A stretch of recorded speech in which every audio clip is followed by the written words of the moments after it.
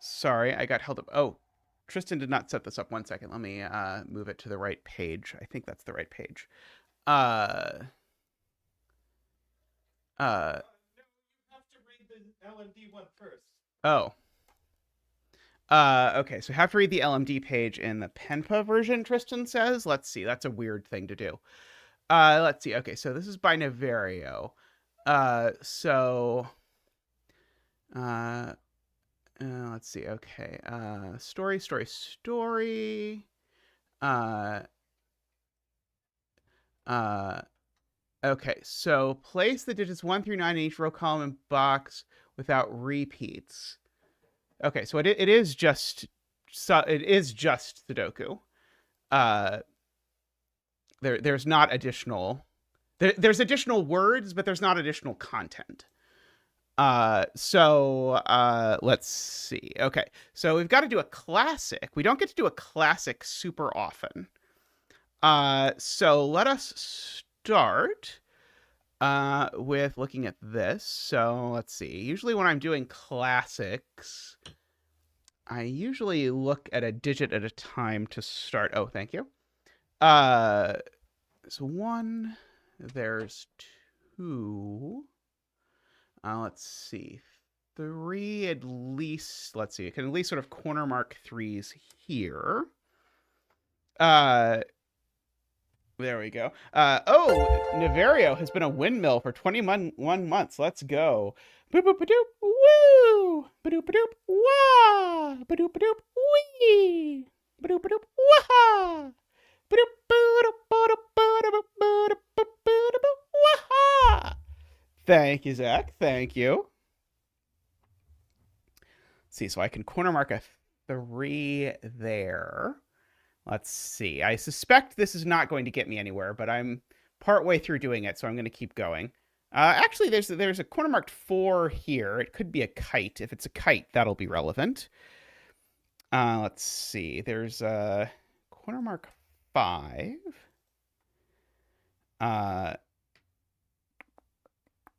About 6. Is there a 6? There's a 6 in the grid.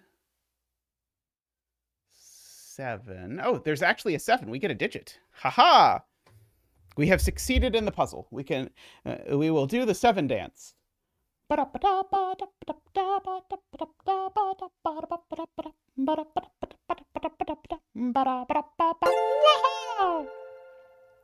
Oh, and Ken has been a member for 21 months as well. Let's get Ken a windmill dance. Woohoo! Woohoo! Woohoo! Wee! Woohoo!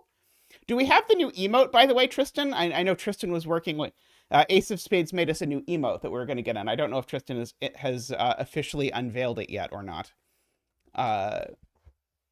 Tristan will have to let me know, but he may be going. Woohoo! Thomas has been a member for 8 months. Let's get you a fan dance. Woohoo! Waha! Wee! Waha! Woohoo! Waha! Thank you, Zach. And thank you, Thomas. I'm trying to decide what Ambrose's member icon is. It's very, very small.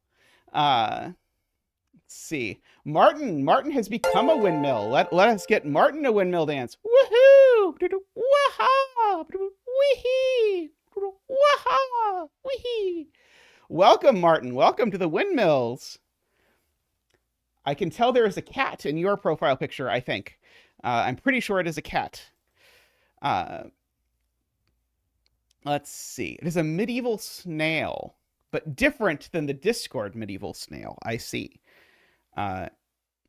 Is there lore for why medieval snails? Is this a particular hobby? Your Norwegian forest cat. Oh, very nice. Let's see. There's a 9 in one of those. There's a 9 in one of these. Let's see. Okay, so now, so I'm now going to do something horrible. And then I'm going to try to remember what cells it is that are actually restricted. Because clearly the thing I'm supposed to be looking for is actually a limited cells thing. So I'm trying to memorize all the spots that have 3 or fewer candidates. Actually, why don't I just delete everything that has more than 3 candidates? Uh, let's see. Okay, let's just delete the pencil mark. That's a smarter way. Oh, center marks, though. Center marks are the ones we want to delete, not corner marks. Let's see. Oh, no, that one has 3.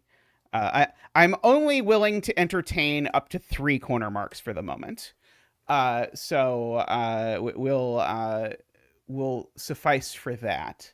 And Niverio is the Y-wing setter, so it could very well be a Y-wing. Now that's very interesting. Like just like looking at those, like how many 1, 2, 3s there are, is interesting. Oh, by the way, I should have row column labels on. Let's see. So 9 in column 9 is over here. I mean, I assume this is a 5-star classic, is my assumption. I don't know. But I assume you can't do a 5-star classic without at least marking try values. But I mean, this could prove easier than I fear. Let's see. But 9 in column 9 and 9 in row 1. So because the 9 in column 9 is over here, that's not a 9, which then places the 9 in row 1, which then places the 7 there. So we've got ourselves a couple more digits. Hey, Ratfinks, how are you doing? We are doing an adventurous classic Sudoku that is going to evolve into other Sudokus at a later date and time. There's a finned X-Wing on 2s. How willing am I to use a finned X-Wing?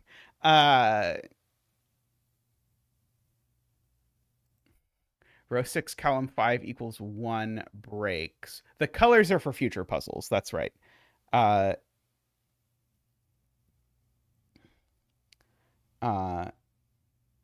Interesting. Yeah, this is going to, I think, be a long sequence of puzzles. Is my understanding of this. So,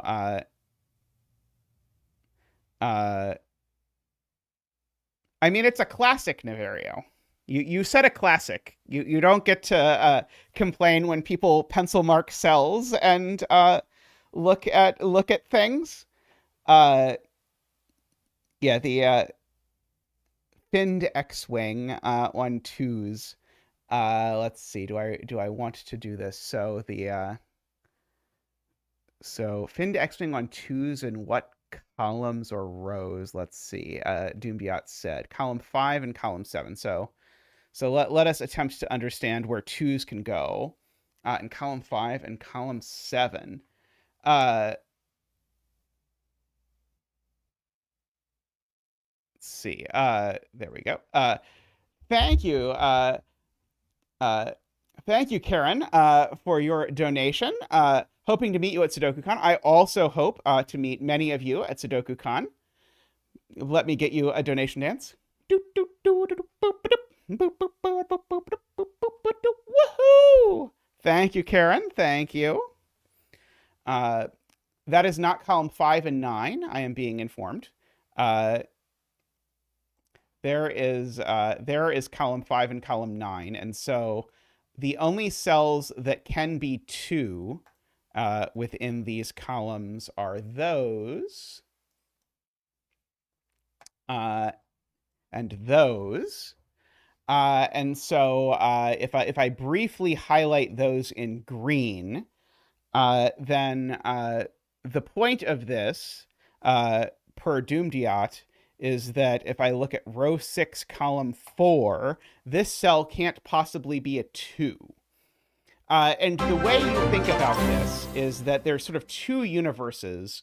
There's the light green universe and the dark green universe. If the dark green is not a 2, then the 2 in these columns are in these places. Oh, look at the adorable Zach Hart icon. Thank you, Ace of Spades, for making the Zach Hart icon. It is much appreciated. So in that instance, then we have an actual X-wing. And it's not a Zack-wing. It's an actual. It is an actual uh, X-wing on twos, which rules two out of this cell. But the other universe is that dark green is a two, which also rules two out of this. So this cell is never a two. I assumed there was no way that that was what Niverio intended. Niverio has confirmed that Niverio has never seen that. We have to find the Y wing instead. Uh, Maybe it's an XYZ wing with these two. I don't see it yet. Let's see. To be clear, by the way, I've only actually done one Niverio puzzle about Y wings. So I may be I may be overstating the amount that Niverio is obsessed with Y wings because I've done a lot of Niverio puzzles. Uh, let's see.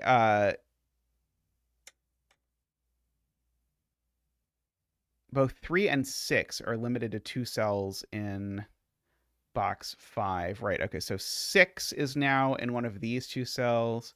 Hey, Leah. I hope you're doing well.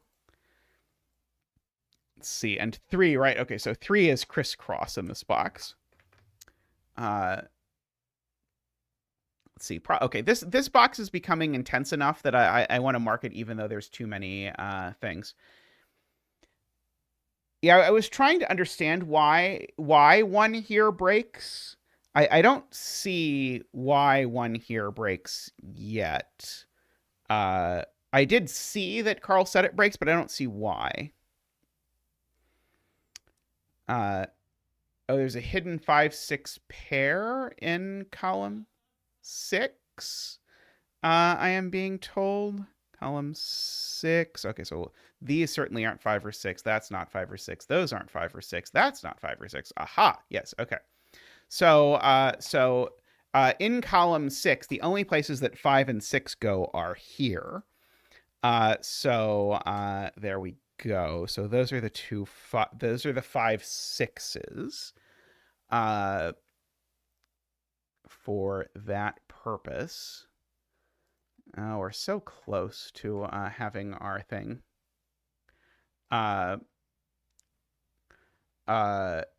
Okay, I suspect the elegant thing is the question about where do 1 and 2 go in column 1.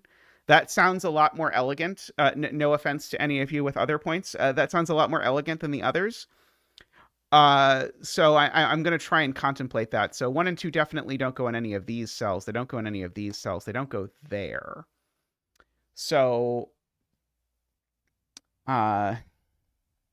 it's not that these can't, it's not at least obviously that these can't be a 1-2 pair, but probably it's that these two can't be a 1-2 pair. Those can't be a 1-2 pair. I see, it is. These can't be a 1-2 pair is the point because of row 9. So that is very cool. So the point is I only have 3 spots for 1 and 2 in this column, and it's these 3, but I can't use both of these because the 1 and 2 in row 9, at least one of them goes over here. And so that actually forces both of these to be from 1, 2.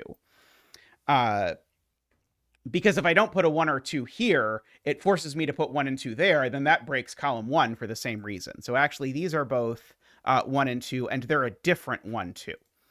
So this one can be ketchup, this one can be relish.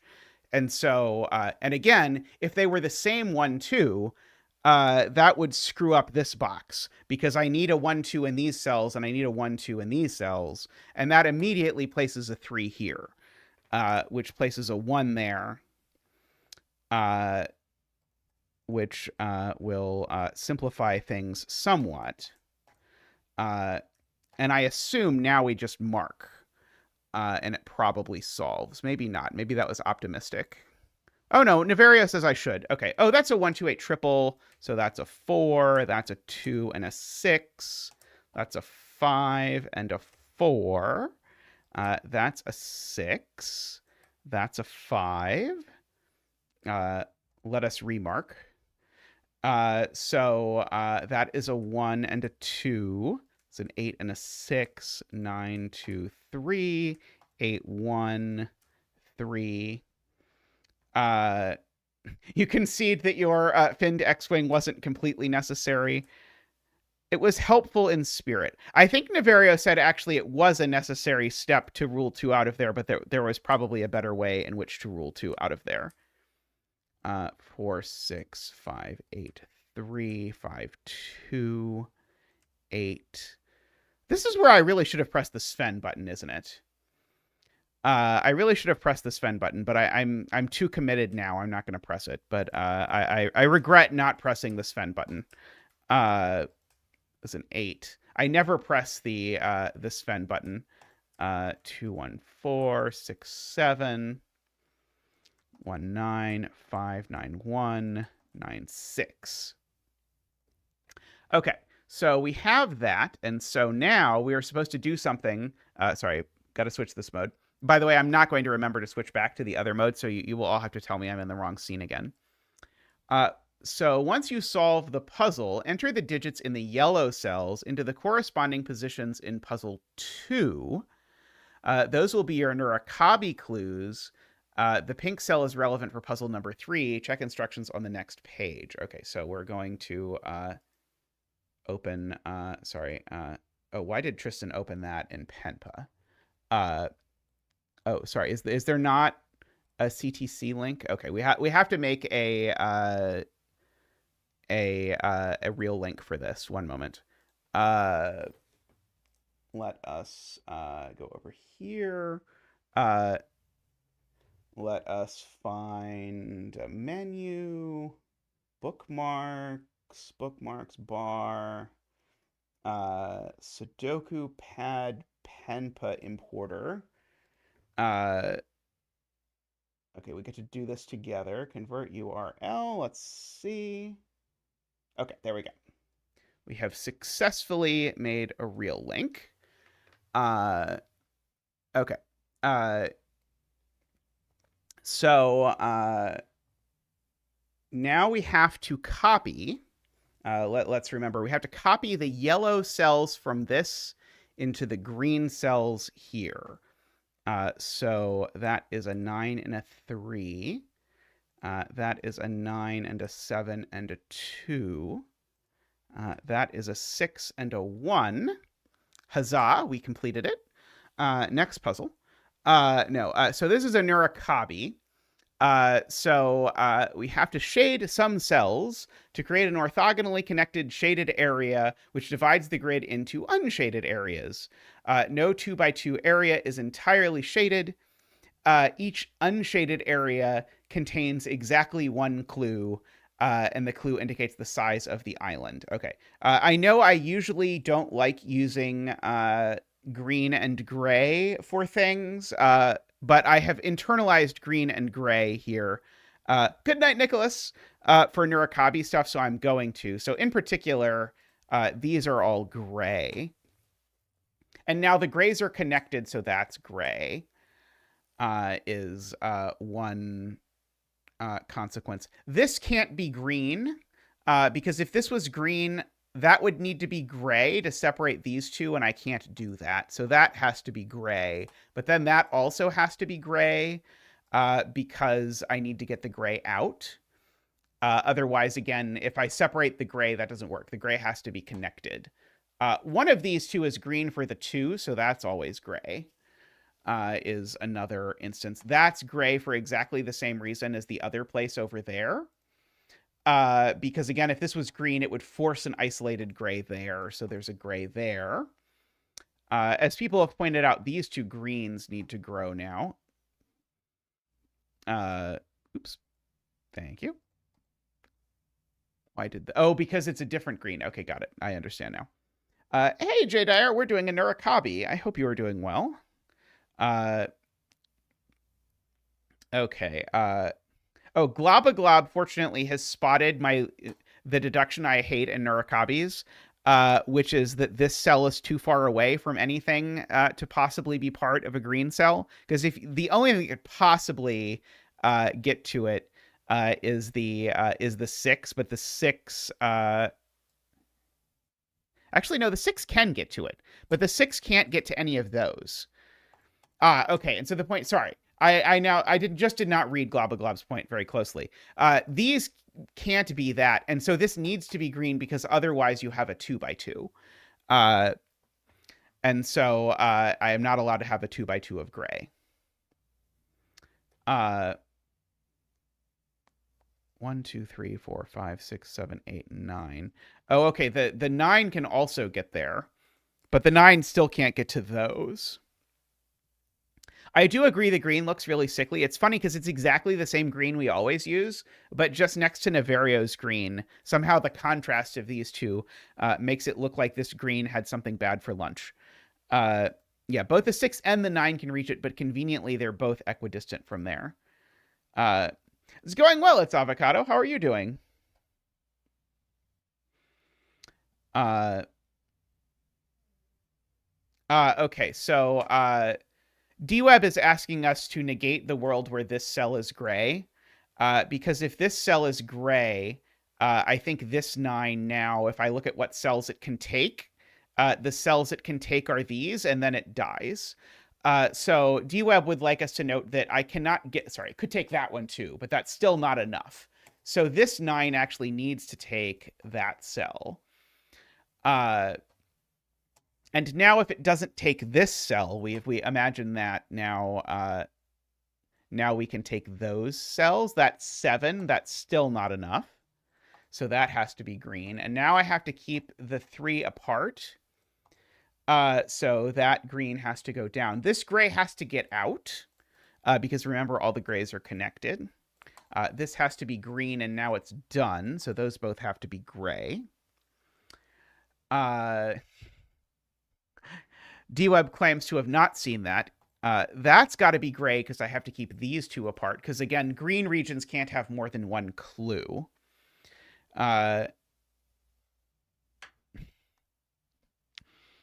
Nurikabis are hard to make unique. I would believe that. I really like Nurikabi. Let's see. Okay, so now now I think if this is black, I think we still have the DWeb problem. 1, 2, 3, 4, 5, 6, 7, 8. Yeah, if this is black, we still have the DWeb problem. So that still has to be green. Right. Okay. So Martin has a smart spot, which is that this can't be gray, because if this is gray, this has to be gray, but that makes a 2x2. Oops. So that is green. Which is interesting. Now the grays have to get out one of these directions.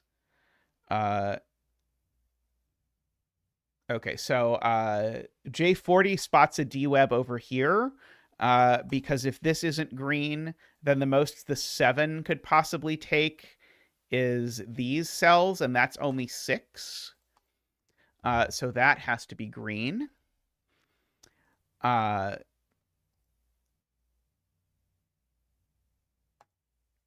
Does this 9 break if it doesn't take this cell? I think it does. Oh, no, maybe it could escape out that direction. Never mind. Let's see. And I don't think that changed that yet. Row 2, column 9. There we go. Okay, right. That point there. Hey, Russ. Made it so that this gray needs to connect there, which makes that green, which makes that gray. So we've got that. Oh, okay. So Globaglob points out, I was thinking about it the wrong way. If this is green, now the 7 can only take those cells, and that's still not 7. So this, in fact, can't be green. This is gray. Now, definitely the 9 takes that cell, because if it doesn't, it's nowhere near big enough. That needs to be gray to keep the greens apart. That needs to be gray to keep these greens apart. 9 can only take at most 2 cells up there, so it definitely takes that cell. This 9... I am allowed 2x2s of unshaded, right? Right, I am allowed that. 6, 7, 8. I only counted 8, but I think it's actually 9. It's actually 9, even though I only counted 8.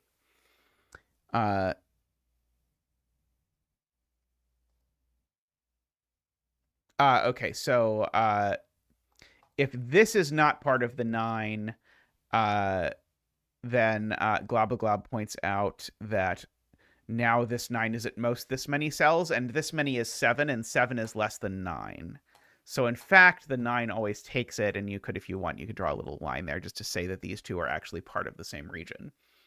Now that's actually going to, I think, do a good bit to the 7, because it's going to say the 7, if I don't have the 7 take this cell, it can take at most 6 cells. So now the 7 has to go there. As J40 says, I see as I was explaining that and then reading J40's point that J40's point was that. Let's see. Zonderbach says row 8, column 8 must connect to the 6. Do I know it doesn't connect to the 9 now? I think it could still connect to the 9. This region now I'm being encouraged to look at. If it does not grow down, then it now can't get there. So it now takes that cell for sure. Okay, so now this gray has to get out, so it has to take that cell. Now this green has to get out, so it has to take that cell because it hasn't found a clue yet. And we need to get it a clue or something. Let's see. Can the 9 take this cell? 1, 2, 3, 4, 5, 6, 7, 8, 9. It can, and then it would just be a staple. I don't know if staple green world is broken.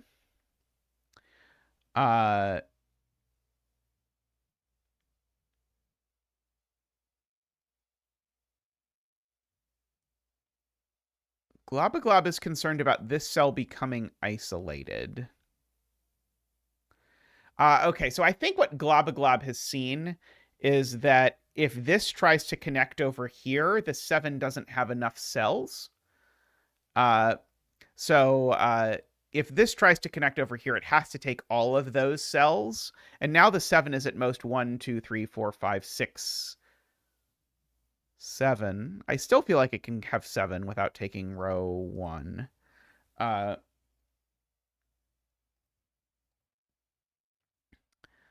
So I don't quite believe that. Can this cell possibly be green without breaking this 9? 1, 2, 3, 4, 5, 6, 7, 8, 9. Only just. But I think it can. Let's see. Let's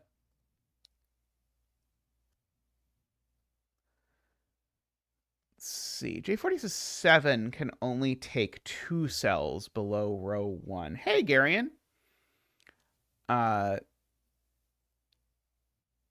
Could take that one. Oh, the point is the 7 can't take both of these cells. And so if I highlight the cells below row 1 that the 7 can take, the 7 could take that, or it could take that. And it already has taken that. But the point is it can't take both of these two, because if it takes both of these two, now it's isolated that. Okay, that's cool. That's a very elegant way to phrase that. So the 7 gets at most 2 cells below row 1, so it needs every cell in row 1, or it's not going to get big enough. Oh, that looks a little better. It looks a little less sick if I re-green Niverio's green cells. That looks a little better. Okay. Okay, well, now this is definitely gray because I need to keep those apart, and now that gray needs to get out because otherwise the gray hasn't gotten out. That's gray because I need to keep these separated.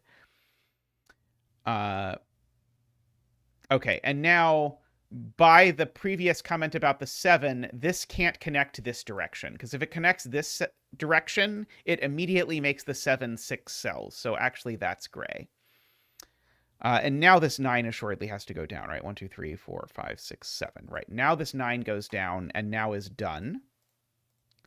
So we can gray in all of that stuff. Okay. So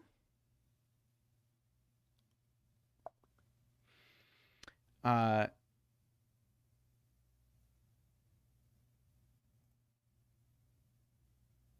uh, gray must escape through row 5, column 8. Right.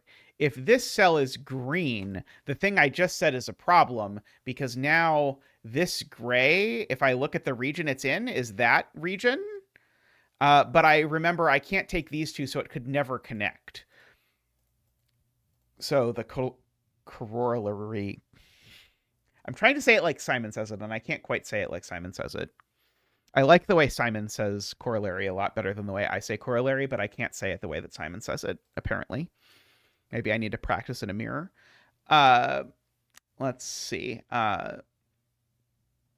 So I feel like Niverio intended a uniqueness deduction here, because I feel like uniqueness must tell me what happens here. And Niverio is the uniqueness guy in the community. So corollary. It's close, I guess. But like assuredly there's a uniqueness deduction here.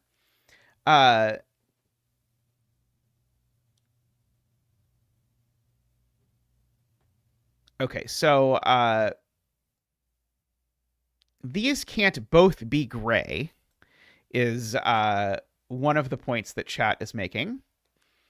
Uh uh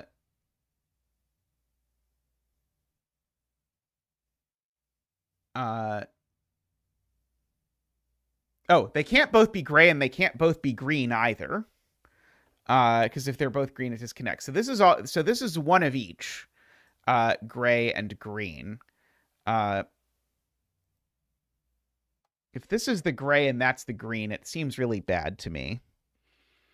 But I don't know that I can 100% put it. But yeah, one of these is definitely green and one of them is definitely gray.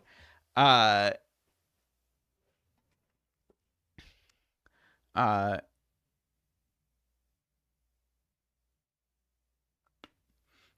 okay. So I see now the point.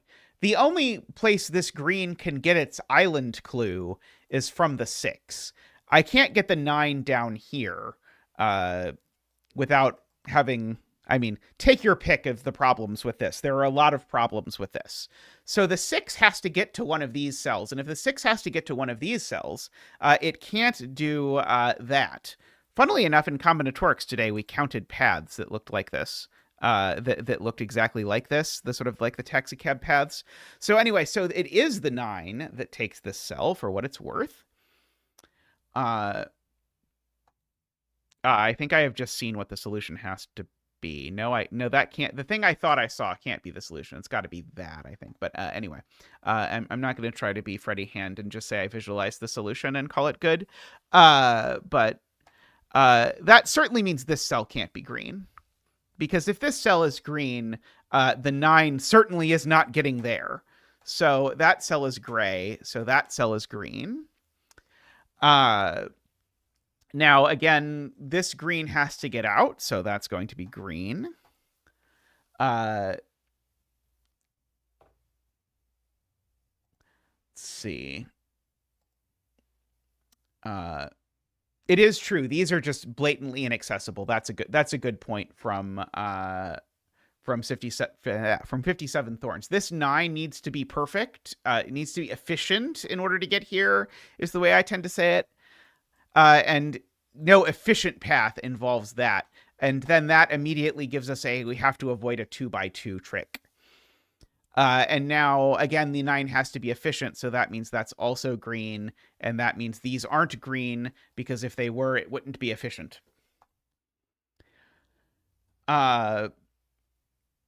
So we've got sort of the bottom piece of the green now.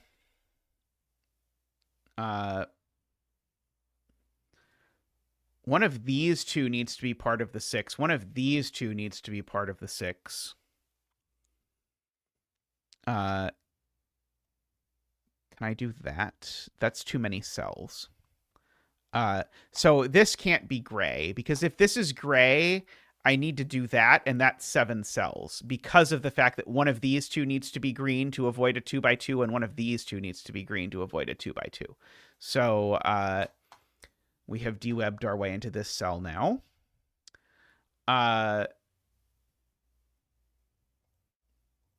So if this were green, it would have to be part of the 6, and that would block off this now. So now this has to be gray. Very good. Thank you to Globaglob and its avocado. Have you done much Neurocopi, its avocado? Okay, so now if this is gray, my gray has to connect around here, but I think that's okay as best I can see. Now I have to see a connectedness thing. I know these aren't both gray.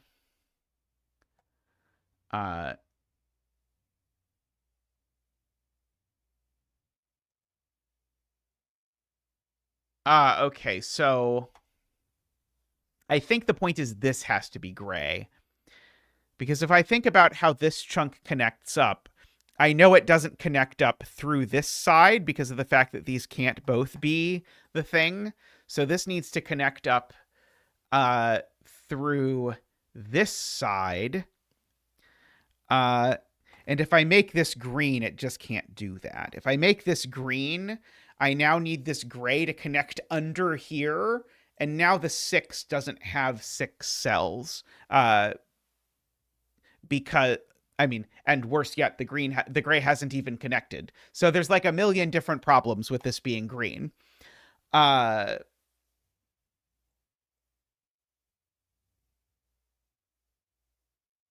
No, because this is green in that universe. I mean, the problem is like this now becomes disconnected from that because of what I said about this not being able to be gray. So again, the point is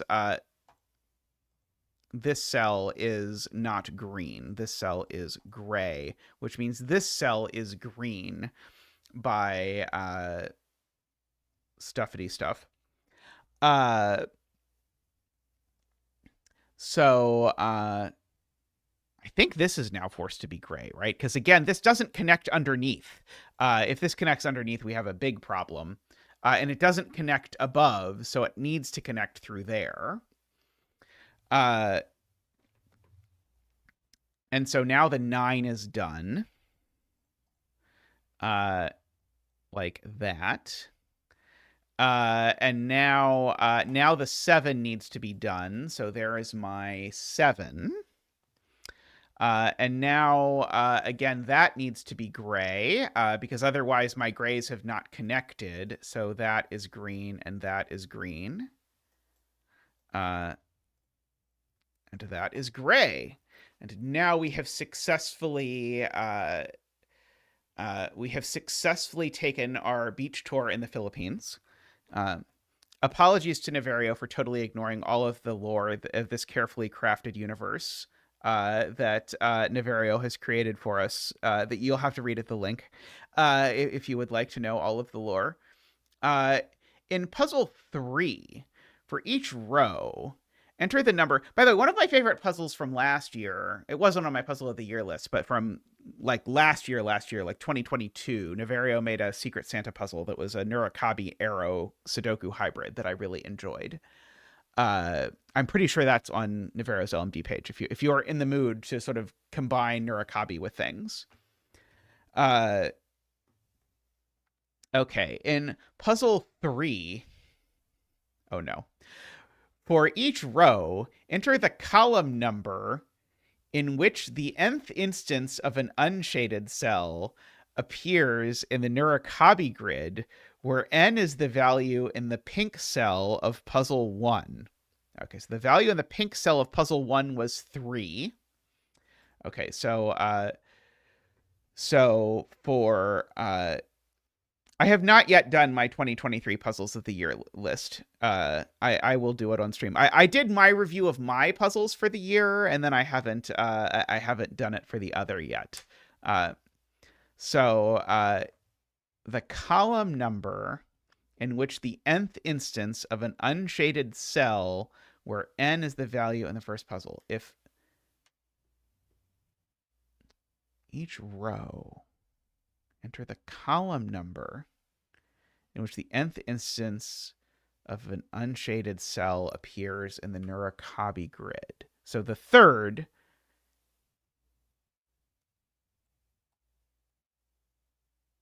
for example, I can't parse this at all. If the pink cell has a value of 2, and in puzzle 2, the second cell of row 1 from left to right appears in the 4th place, place 4 in the pink-colored cell of row 1 in puzzle 3. Am I wrong, or does the word pink appear nowhere in this statement? I kept well, that pink appears, but I'm supposed to be entering stuff in pink boxes, and that the into the pink cell is the clause that I was missing. Okay, so I'm supposed to write something in this pink cell, which was the place where the third one was. So I think this is a 5, if I have now read this correctly.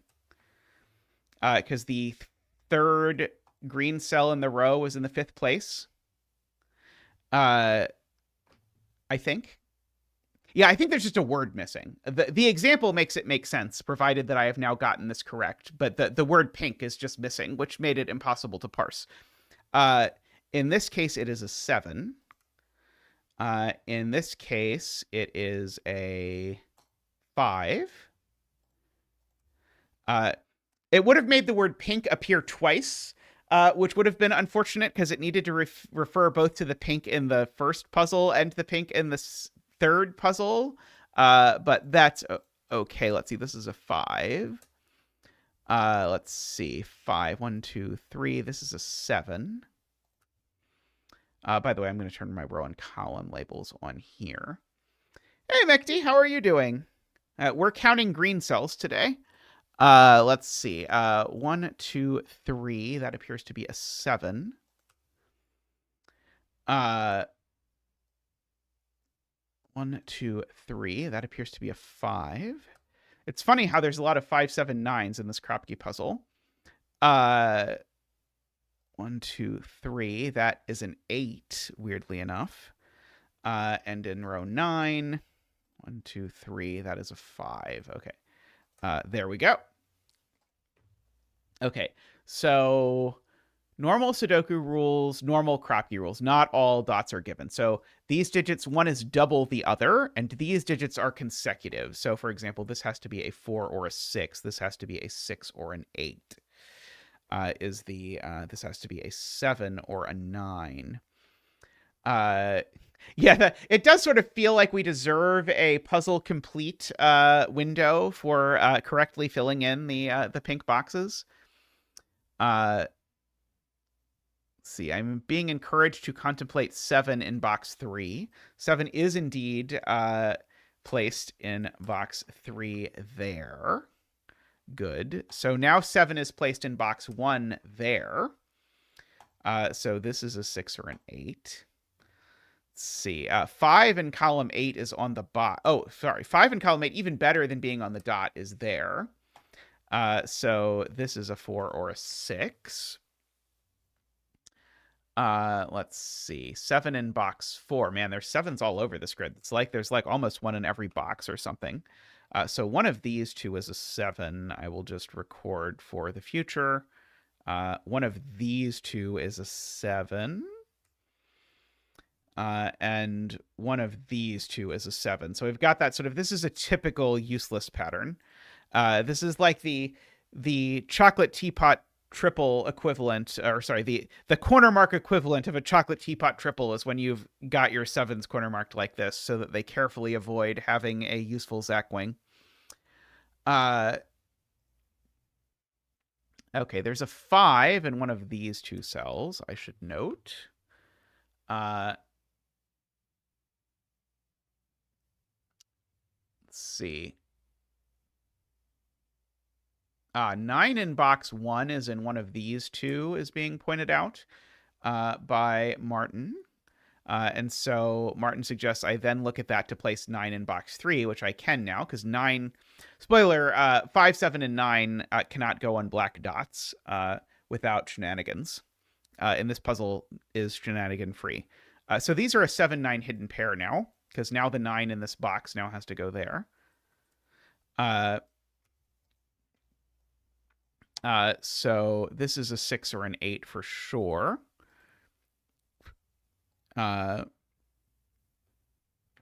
Let's see. 5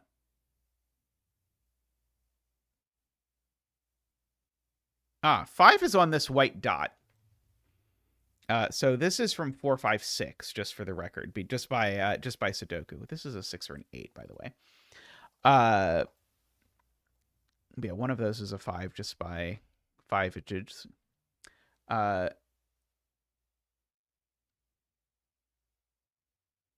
Let's see. Box 2. Oh, right. Okay, there we go. Yep. 5 in box 2 makes a Z-wing. Right. Okay, very good. Yeah, so so the question is, where does 5 go in column 4 is what Jay has noticed, because Jay noticed that 5s go in one of these cells and one of these cells. So 5 can't go in any of these cells. That's what we call a Zach wing. So 5 goes in one of these 3, but neither of those. So 5 definitely goes here, leaving a 4 or 6 there. 5 in box 2 is, I'm told, even more useful than that. 5 in box 2 also goes on this, so this is also 4, 5, 6. Same story about the 5 going on a white dot. Let's see.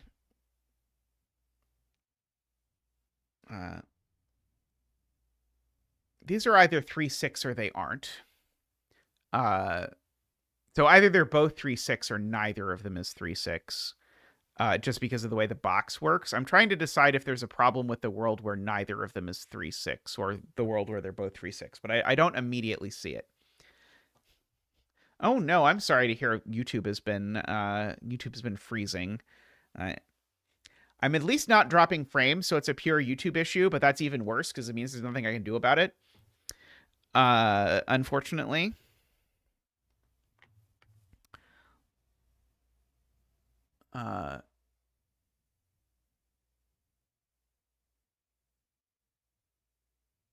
Okay, so it's the same thing is true of these two. If that's a 6, that's a 3. If this is an 8, this is a 1 or a 4. Just because of the way the black dots in the box work. So this is either a 1, 3, or 4, based on whether this has... So basically, these two black dots, if one of them is 3 or 6, then it's 3, 6.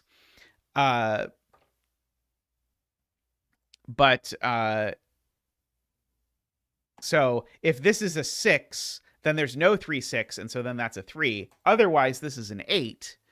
And if this is an 8, then I have either 1, 2, or 2, 4 in the world. Let's see.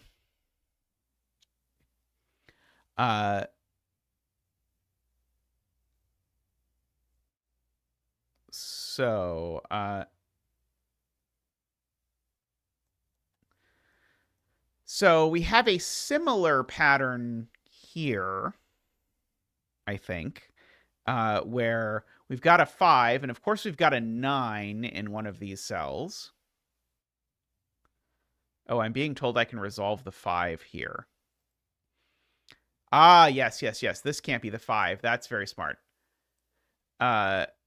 If this is a 5, that's a 4 or 6, and that's a 4th 4, 5, 6 for the column. Good spot there to Ambrose. So that's the 5. And now that's not a 9, actually, because that can't be an 8. So one of these is now a 9. For what that is worth. Also, that's a 5, because again, one of those had to be a 5. So one of these is a 9. And then the other of these is either a 3, 6, or again, it is something with it's one of the outies. So yeah, so this is, I know it's at least it's a black dot number because all the non-black dot numbers are gone, but I don't know that that immediately tells me anything useful. Let's see.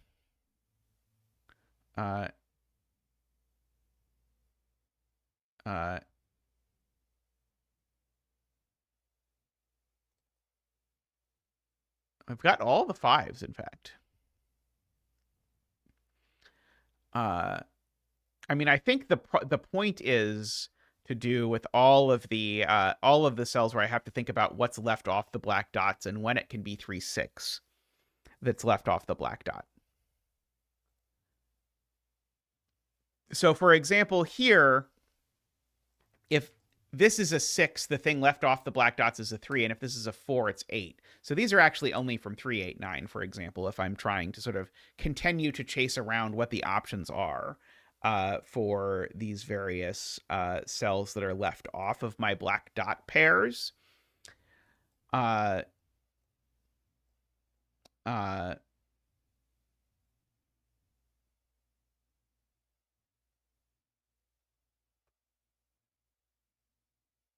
And if this is a 3, that's a 6 for what it's worth. Let's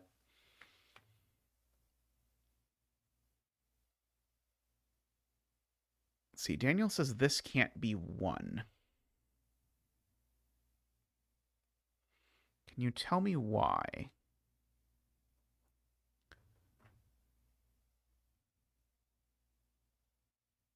Let's see, in box 1, Doomdiat says the 4, 6 in row 3, column 2 will take either a 6 off the dots or a 2 or an 8. So 1 is always on a dot in the box. Right. So Doomdiat is saying that if I just ask myself where 1 goes in this box now, 1 and 2 now definitely go on dots. And so the other dot is either 4, 8 or 3, 6.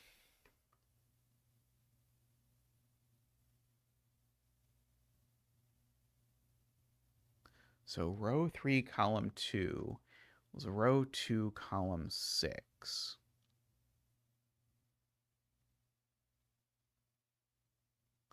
Row 1, column 7. I'm trying to figure out what that has to do with anything. Why are these the same? I agree about the 1s and the 2s, but I don't know why this couldn't be the other 4, 6.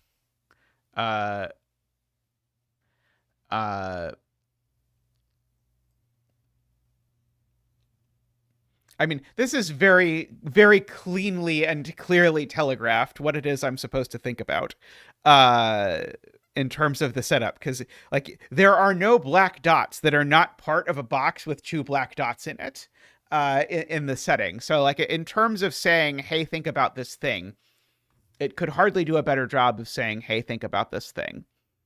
Trying to decide if I know something about this 6, 8, perhaps. I don't think so. Oh yeah, I don't know that these are the same 4, 6, at least as far as I am aware. So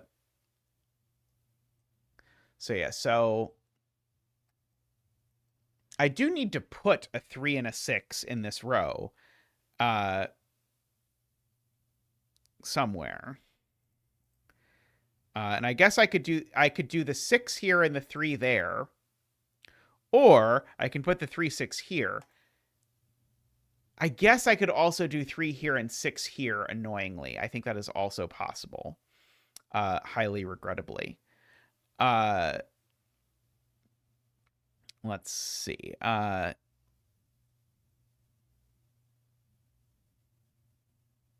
let's see. Josh says if row 3, column 8, 9 is 3, 6, what happens to box 1 and 2? So, if this is 3, 6, then 3 ends up there. And so I end up with needing 3, 6 to be in both of these cells. That doesn't work. So just to go over that carefully and make sure I'm 100% sure I believe it.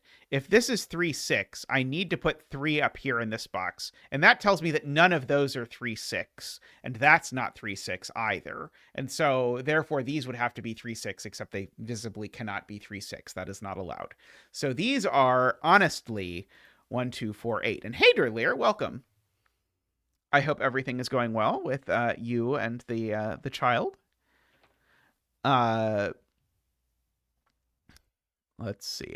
So same in row 7, 8, column 9. Right. So yeah, same pattern. If this were 3, 6, it would force a 3 there, which would mean that none of these could be 3, 6, which would force these two to be 3, 6, except they can't be. Because of that. So yeah, sorry. So let me say it a different way. If these are 3, 6, it forces those to be 3, 6. Then you just can't put a 3 in this box at all, would be a different way to say it. So this is also from 1, 2, 4, 8. And that one's not an 8 for what it's worth. Let's see.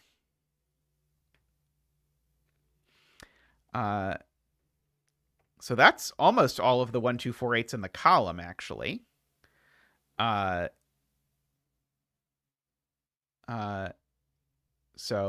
I need something in the column that's not 1, 2, 4, or 8. I guess all that tells me is that there's a 3 or a 6 there, which doesn't really tell me anything. Row 7, column 1 and 2. Right. Okay. So same deal. If this is 3, 6, then the 3 goes down here. And now those can't be 3, 6. Those can't be 3, 6. And now I need to find a place to put 3 and 6 in these cells, which is a big problem. So this is also 1, 2, 4, 8. So we've now actually corner marked a 3 into this row for what it's worth. Because the 3 in row 7 now can only go in one of those. Repeat in column 7 in box 3. If this is 3, 6, then there's a 3 over here. So, right. If this is 3, 6, those aren't 3 or 6. Wait, then those are 3, 6. Isn't that actually okay? I think it's actually okay.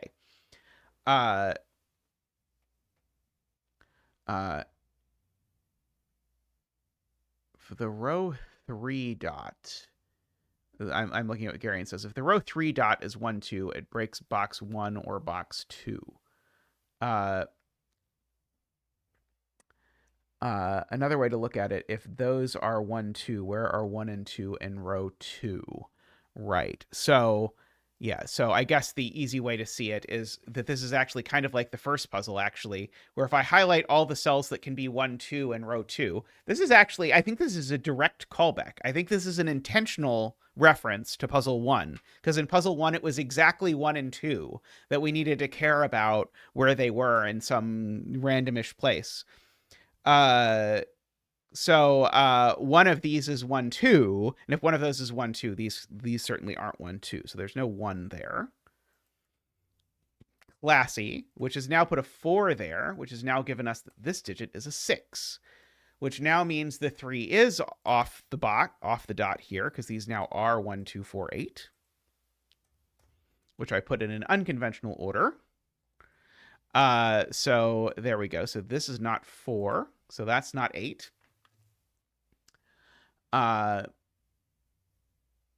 Let's see. Sayori believes that 8 in row 2 is in this box. So by virtue of that, these can't be 8. So they are, in fact, 2, 4. So that is not 1 or 8, so it is 2 or 4 to go with it. Well, the 8's not on the black dot anymore. Oops. Ah, stop it. Stop it. Oh, I hate you. So now the point is the 8 is not here. That always happens, by the way, because the backspace key is right next to a print screen key that I wish was not there. But this can't be an 8 because 8 goes next to 4 and the 4 is over here. And in fact, this has to be 3, 6 because I can't put a 1 there either. So now I've got a 3, 6 here, and so now that is an 8, which unfortunately is a useless digit to have next to a 7, 9. So that's a shame. Yeah, that 1, 8. That 3, 9 looks over and tells me that that is a 6 and a 3, which has made that a 4, which has made that a 2 and a 1. There we go. I eventually saw that I had a 3, 9 looking at a 3. That was a good thing to notice. Also, I have a 4, 8 looking at a 6. Well, sorry, I have 4, 8 looking at a cell that I'd previously purported to be able to be something that it could not be anymore. So that's not 1 or 2 anymore. That's not 1 anymore. Means one of these is definitely 4. Let's see. I'm being encouraged to go crazy with pencil marks in this box. So those are 1, 2. And so none of these are 2. It was wise to go crazy with pencil marks in that box. If that was a 9, that could be an 8 annoyingly. If this were an 8, that could be a 9 annoyingly. But this black dot's now forced, points out DWeb, because this black dot can't be 1, 2, and it can't have a 4 on it. So the only thing left is that it's 3, 6. I like that. So that is a 9. It's a 7. That's a 7, and that's a 9 and a 7. So goodbye, 9s. We will miss you, but you did your job. Good job. Yeah, we have a quad in this column of 1, 2, 4, 8. So now these are the other guys. So they are not 1, not 2, not 4, and not 8. So they're 3, 6, 9. Also, of 3, 6, and 9, the only one that goes next to a 2 or a 4 on a white dot seems to be a 3. So that is 6 and 3. That's a 4. That's an 8, and a 4 and an 8. That's a 2 and a 4. Those aren't 4 anymore, so they're not 8 anymore either, which looks up and gives me the 8 and the 1. That's the 3, which now means that's the 6 off of the dot right there. That makes these a 4, 8, and I know the order, actually. So this is now a 1 or a 2 by the column, and that gives me a 1, 2 pair, which tells me that these things that I was trying to prove weren't 4, 8 are in fact 4, 8. So then I think we can probably just mark, and probably all just falls apart from here. So there is a 6 and a 9 and a 4 and a 3 and a 4, 6 and 9. Let's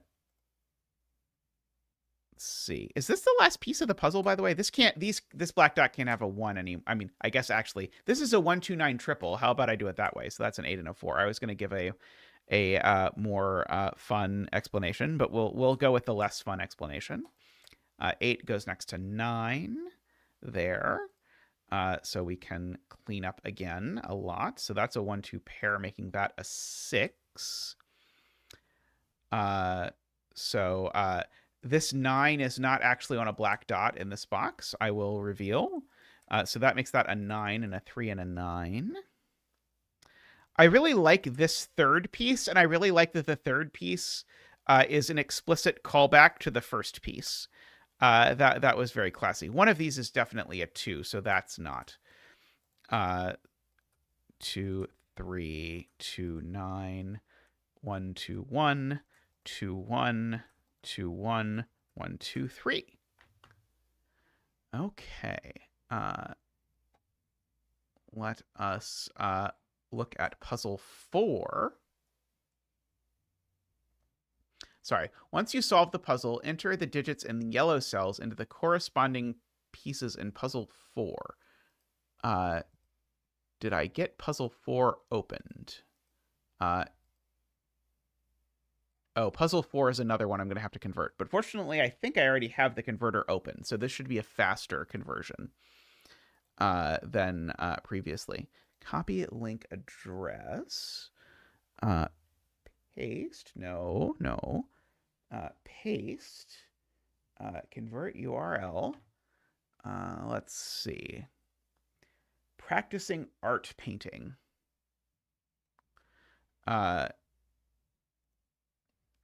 Okay, so what we need to do with our lives is to... I wonder if when Niverio says this is the easiest, he means the conversion or the puzzle itself. Shade some empty cells to create... Oh, sorry, I missed the conversion. Once you solve the puzzle, enter the digits in yellow cells into the corresponding pieces. So, okay, so this is a 1 and a 3. This is a 3 and a 4. This is a 1. This is a 6 and a 4.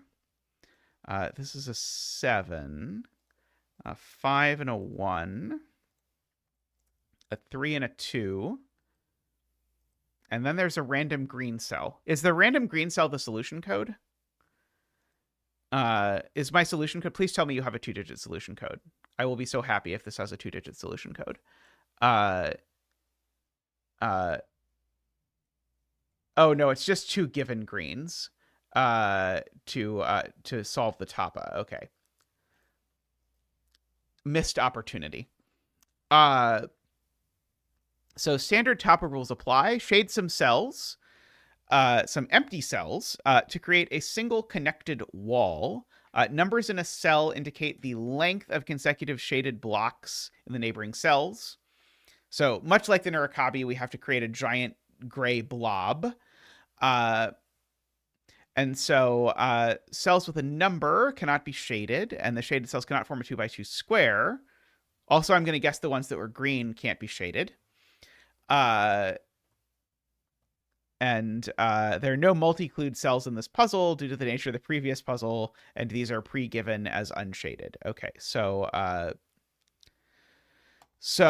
this cell cannot be gray, because if this cell was gray, it would break the 3. Because the 3 has to be connected, so if this cell were gray, it would force this, but then that would be green, and that would create a problem, because now those grays are disconnected. So this cell is green. Oh, right. I should grab all the cells that are pre-greened and re-green them to make it look like our green is healthy and has received enough nitrogen in its diet. Oh, that almost has to be gray no matter what. One of these is gray no matter what. Let's see. Okay. The 2... Actually, I should start at the 2. The 2 consecutive greens don't include this cell that's by itself, and definitely do include this cell, which is at the center of 2 green cells. The 5 that are shaded don't include both of these because they're both next to a 1. And so if these aren't both shaded, then I have to go at least 5 in this direction or at least 5 in this direction. And in both cases, both of these are shaded, right? If I don't shade both of these, I'm obligated to shade both of those. Oh, God, I'm an idiot. Also, this is a 7. Oh, I guess no, not quite. Sorry, I was thinking that this 7 meant all of these are shaded, but it doesn't. The 7 doesn't quite do that.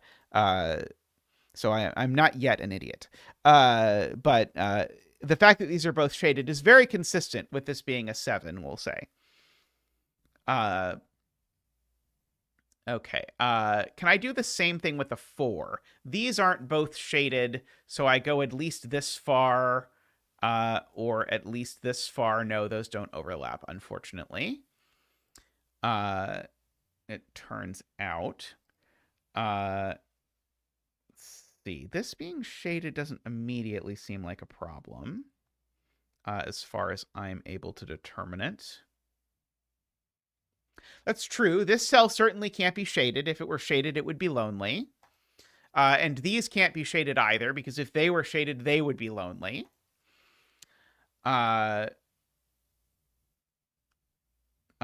So that is true.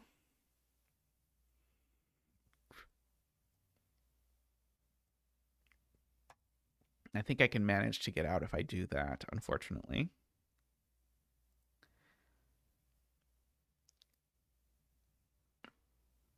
Why does this have to be shaded? No lonely row 3, column 9 either. That's true. That's true.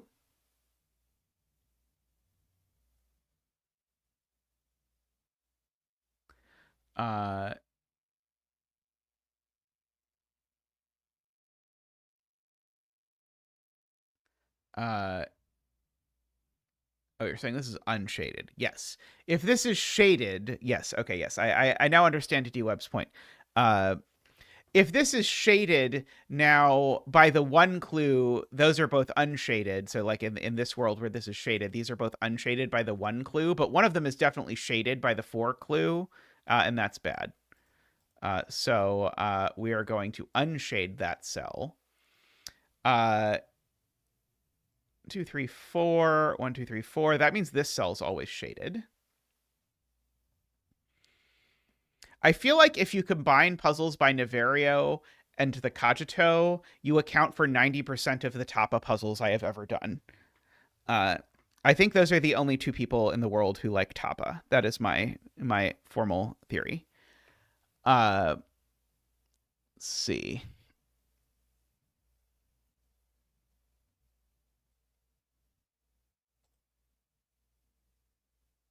It's okay for greens to be lonely, I believe. I don't think there's any prohibition against the greens being lonely, is there? I don't think so. Let's see. I was trying to reuse D-Web's clever point about this, but I don't about the 1, but I don't think I can quite reuse it.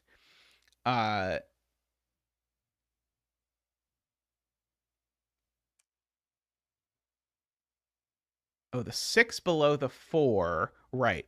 One of these is definitely shaded, is J40's point, and if one of these is definitely shaded, that one's definitely shaded. And if that one's definitely shaded, that one's definitely unshaded, because of the connectedness thingy thing. I'm very precise, I know. Oh, I have two things. This is what Garion was pointing out. I missed it. This gray around the 3 now means that I can't go further around here. Okay, I understand Garion now. This is now green. That's now gray and gray. And these are all gray. But those grays have to connect through that gray. So that gives us a lot of additional damage. Okay,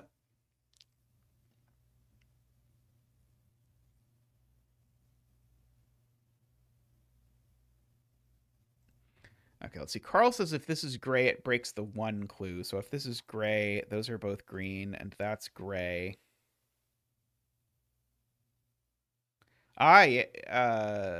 Yeah. Right. This 3 gets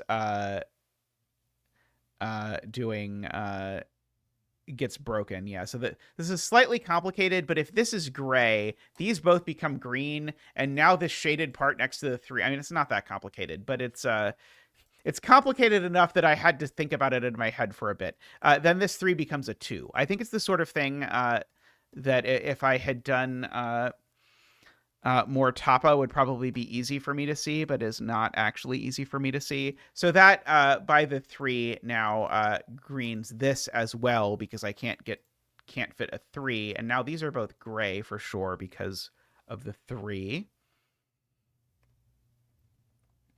Uh,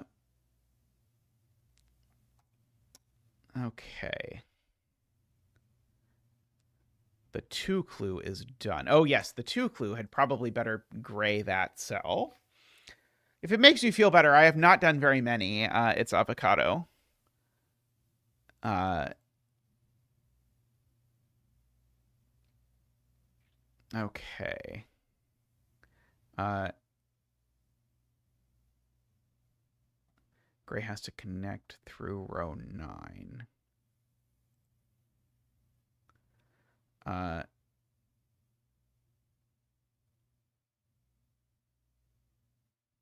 right. So the point from chat is that if this is green, now this gray has to connect to its friends, and there's no way to do that that doesn't break the 1. So therefore this cell is definitely gray, and now I know my gray definitely connects this way because 5 is too many. And now I know some greens, like those two are both green. And now I know some grays because of the 4, namely both of those are now gray. In order to make that work, I concur with all of this.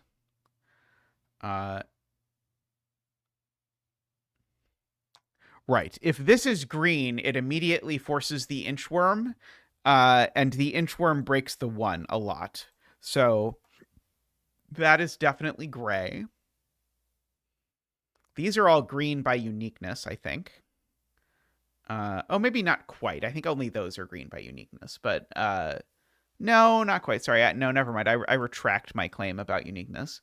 Let's see.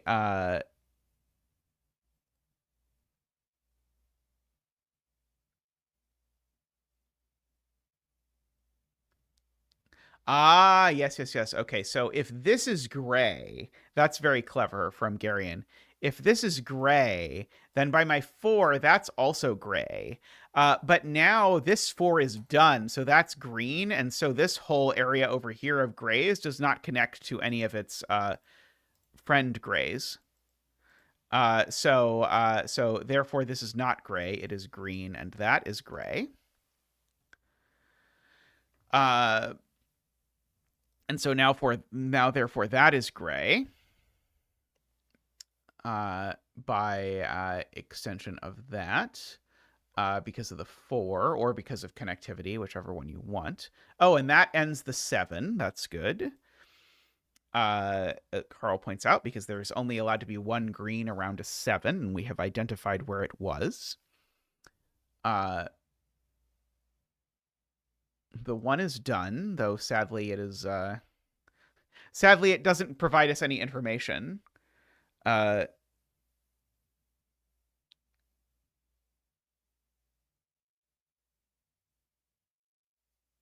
The other one. Oh, the other one.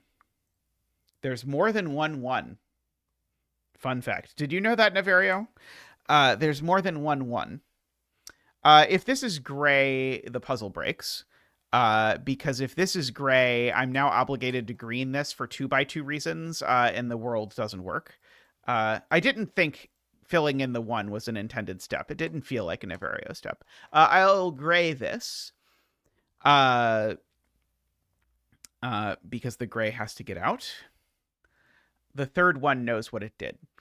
I can't green this because of the 6 clue. It would be too long. And now I always need to. No, sorry, I was gonna say I always need to gray this, but that's not at all true. Let's see.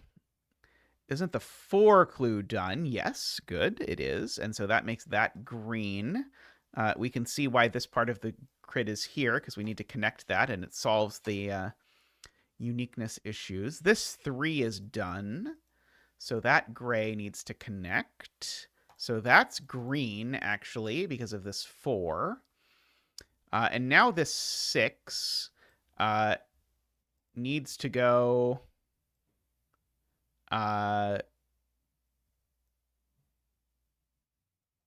maybe that doesn't actually tell me anything. Oh, no, it does tell me something about the 6. It tells me that this is gray for sure. That's what it tells me. That secret 1 over here. Okay, maybe now instead of Y wings... Uh-oh, I broke the puzzle. Oh, right. Why did I gray? I don't know.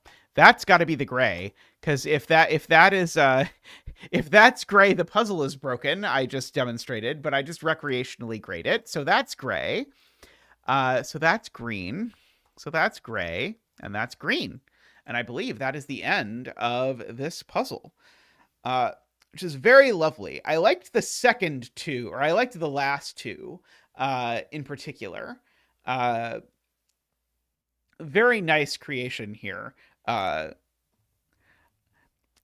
always feel like a lot of effort goes into creating these multi-step puzzles that I'm not sure exactly what good is accomplished by creating like these multi-step puzzles, because it is painful for the setter, but I'm not sure it's any different than solving 4 puzzles for the solver, except for the fact that you have to copy stuff.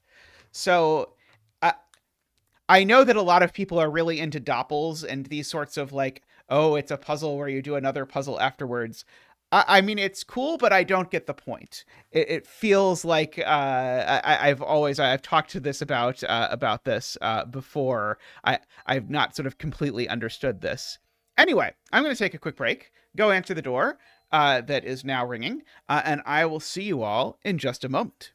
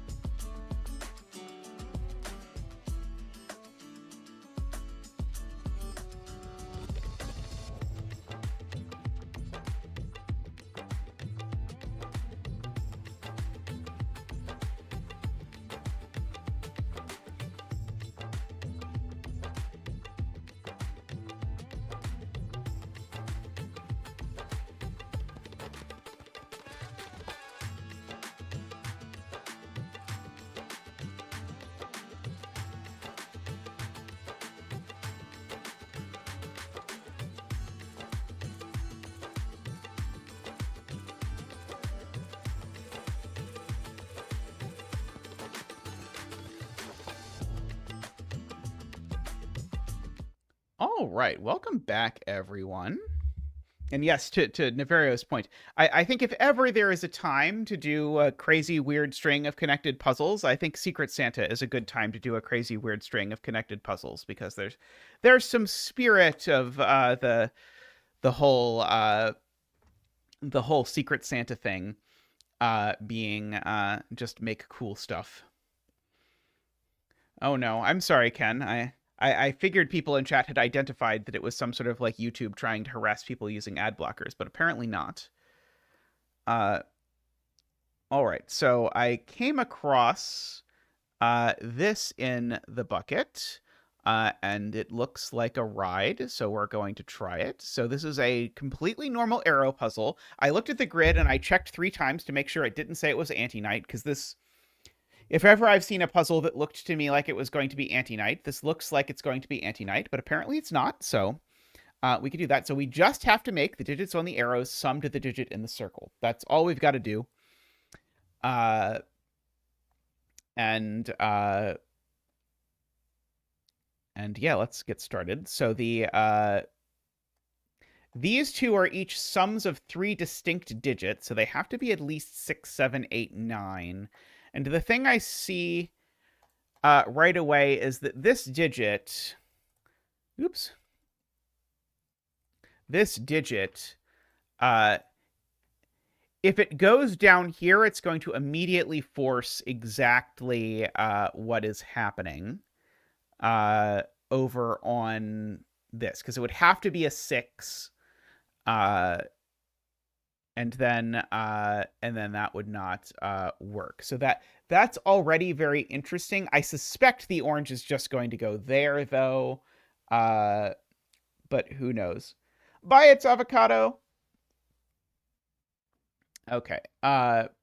Now, several people are pointing out that indeed I can do a similar thing for these. So any number that is a sum of at least 2 different digits is at least 3. So these numbers, for example, are all at least 3. Oh, this one's also at least 3. So these numbers are certainly from 3, 4, 5, 6, 7, 8, 9, is what people would like me to know. And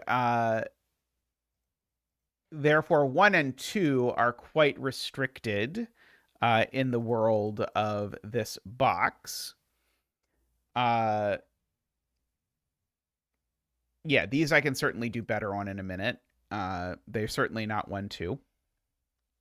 Or sorry, they're certainly not 3, 4. I was trying to understand people's claim about the 1, 2 pair. I don't understand that yet. But these certainly can't be 3 or 4. That I understand, because if this were 3 or 4, these would be a 1, 2 pair, but then those would also be a 1, 2 pair. So 3 doesn't work. If they were 4, these would be a 1, 3 pair, and then these would have to be a 2, 2 pair, but that's too many 2s for the box. So those are not that either. So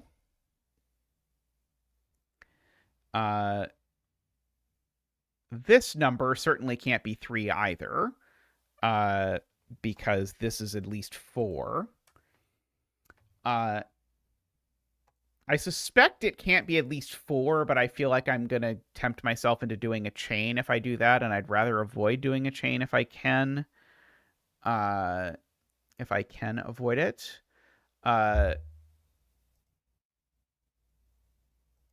See. We're very close to having our sort of all of our 5, 6, 7, 8, 9, because all of these are from 5, 6, 7, 8, 9. I only need one more that has to be from 5, 6, 7, 8, 9. So maybe I do really need to rule 4 out of this. As painful as that is, I think I probably have to rule 4 out of this. Because if this was 4, it would rule 1 out of all of these cells. And that cell as well, actually. Is that a problem? It would make the minimum sum of these cells it would make the minimum of those cells 14 plus 3 is 17, plus 1 is 18. No, we'll just make this at least 6. That seems fine. Let's see. So I don't think that quite does it. Sayori says these are different arrows. I'm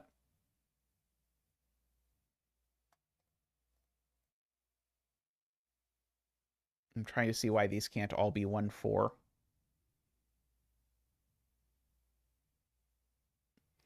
Because it seems to me like I could do something like 1, 1, 4. Oh, it doesn't work. Okay, I see. I see. Okay. Because, yes, right. So,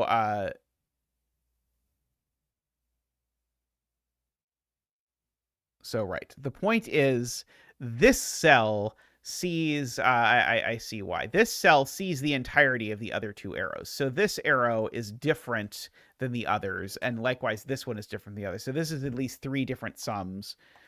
So that's at least 5. And presumably exactly the same thing works over... Sorry, this is at least 6. Presumably the exact same thing happens over here, where this now... Yeah, exactly the same geometry. This can't be 5 either. And so now that does give me 6, 7, 8, 9 in the box. So these can't be 6, 7, 8, or 9. So these are only from little itty-bitty numbers. And so if these are from little itty-bitty numbers, like this is a 4 or a 5, then these sum to a minimum of 3. So this is always a 1 or a 2. These are 1, 2, or 3, and they definitely include a 1 regardless of how... Definitely include a 1 regardless of how this works out. So we've got that. This is certainly a 3, 4, 5. These are from 1, 2, 3, 4. Oh, yeah, that's a good point from Ambrose. That 1, 2 needs to be on this arrow, because if these were actually a 1, 2, 3 triple, they'd sum to a minimum of 6. Well, that would sum to exactly 6. So that digit is that digit. It's the same 1, 2. So that works out like that. I agree with that assessment. I now know where yellow goes in box 5, because that's not yellow, and yellow is a 1 or a 2, so that's yellow. Martin also sees that this is yellow.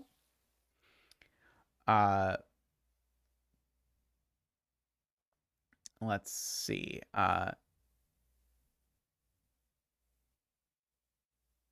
Trying to see if that tells me anything about this, but I don't think it directly does. Sayori thinks it tells me that this is not...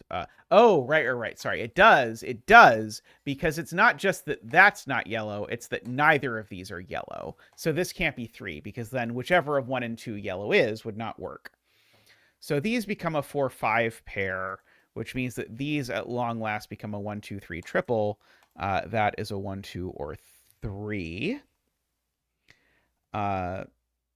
This isn't a 3 either, of course.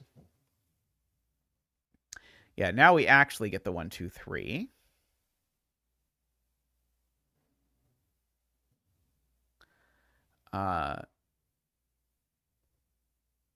Several people tell me this isn't 1. Right, because it sees this 1. One of these is a 1, and this is the same digit, so it sees the 1. So this digit's not 1. I agree.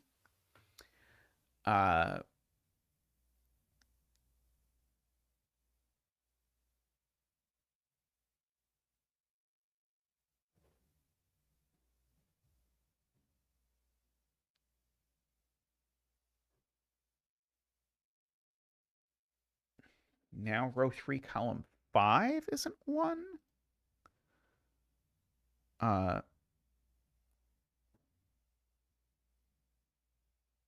Sees the 1 in box 5. Right. Because the... Wait, no. This doesn't... Oh, right. Okay, yes. Okay, I see that. That's very cute. So the point is one of these two is 1, And because yellow is yellow, one of these two is 1, which means that's not 1. Which means that's not 4. Which is very nice.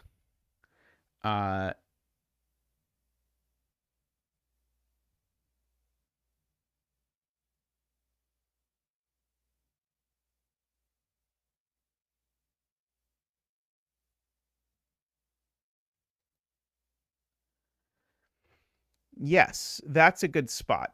So Martin asks where this goes in box 5. It's not yellow or orange.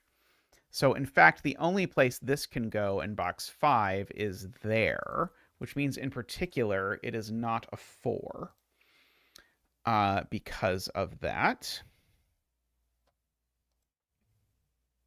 So this 1, 2, 3 is that digit, actually, if you look at it, because it's got to go in the box, and it's not blue or yellow. And so now this digit is not a 1, 2, or a 3. This digit's at least a 4.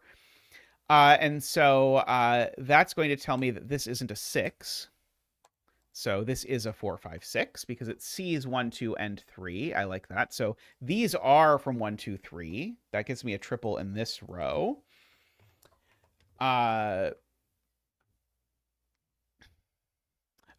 People would like me to color this green. I will do that as well. Let's see. Yes, and that does allow me to place the orange over here, like I had previously foretold. The orange goes there.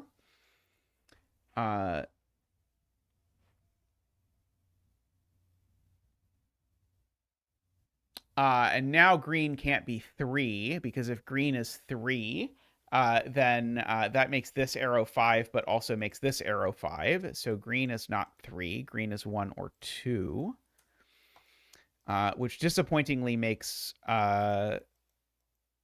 blue 3. So we can fill that in. So we will do our 3 dance. Ba-doop-a-doop. Woo! Ba-doop-a-doop. Wah! Ba-doop-a-doop. Wee! Waha! Thank you, Zach. Thank you.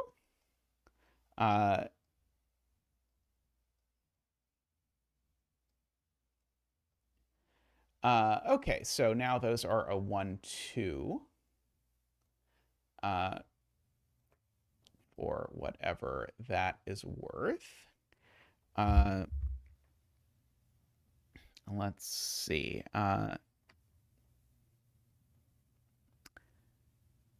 Green is up here for sure. I should probably mark just because green is one of these. These are a green-yellow pair. I guess I don't need blue having its own color anymore. I should save it for other digits. Let's see.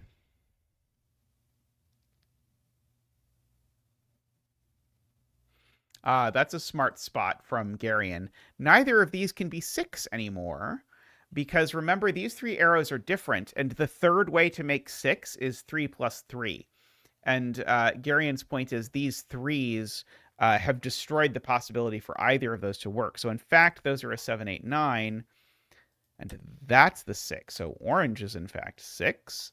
That means that's not a 9, actually.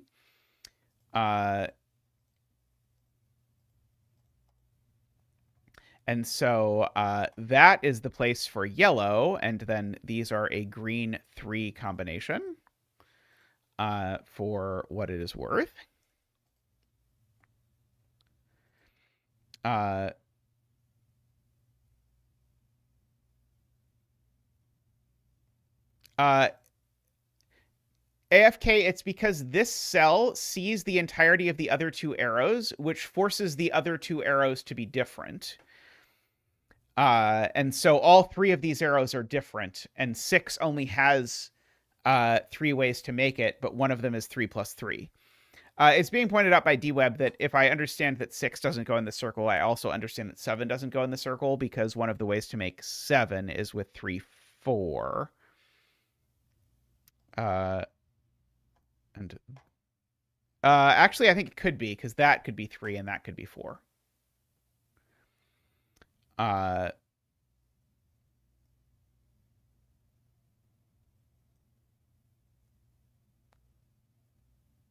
yeah, I think 3 4 still works for these over here. Unfortunately, one of these is a 3. I might as well record for the future of the world. Uh,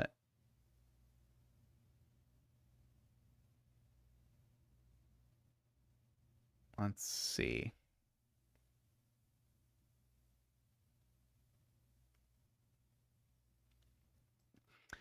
Okay. So Sayori's point is none of these are yellow. And if none of them are yellow, that definitely says it's not 7. Because the ways to involve to make 7 definitely involve a 1 or a 1 and a 2 in some of them.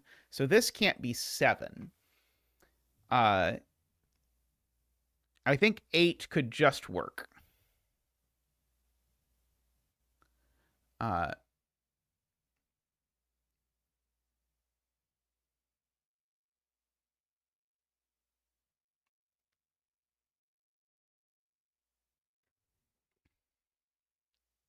Ambrose believes this is just 4 or 5. So it sees a 1 2 pair in the box, sees a 3 in the row, it sees a 6 in the column. This digit can't be 1 or 2, which means this digit has to be at most 6. And so, voila, this is a 4 or a 5, as claimed by Ambrose. So now we have the 1, 2, the 4, and the 5 in the box. Or, sorry, in the column. The 3 in the column is down there.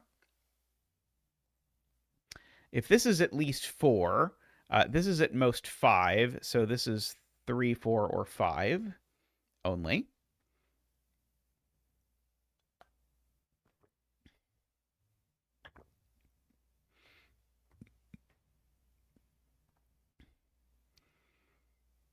I do know that one of these two is 7, for what that's worth.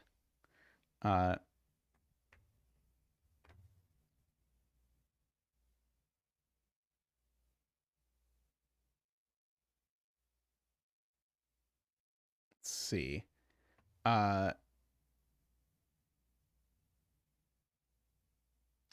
Is exactly the same thing true here? So this can't be 1, 2, 3. It could be 4, 5. Can't be 6. Could this be 7? I think this could be 7 with this being a 1, 2. Or 8 with this being a 1, 2. I think this one can be 7 or 8, unfortunately. Uh, uh, so I was going to look at Kyle's point about what's going on over here, which is that row 2, column 3, and row 4, column 3 both see all of 1, 2, 3, 6. So this one sees 1, 2, 3, 6 in the box. This one sees 1, 2, 3, 6 in a sort of complicated way. And so if neither of these can be 1, 2, 3, 6, Kyle's claim is that that would make this one 6 if this were a 7. I like Selena's way better. If this is a 7, the point is that these become. If this is a 7, these become from 1, 2, 3, 4, 5, 6. And that gives me 7 numbers from 1, 2, 3, 4, 5, 6 in the column. So that is a pretty elegant way to say that. So this can't be 7. So that is an 8 or a 9, which means this is a 7, which means that's a 4. So we've got that.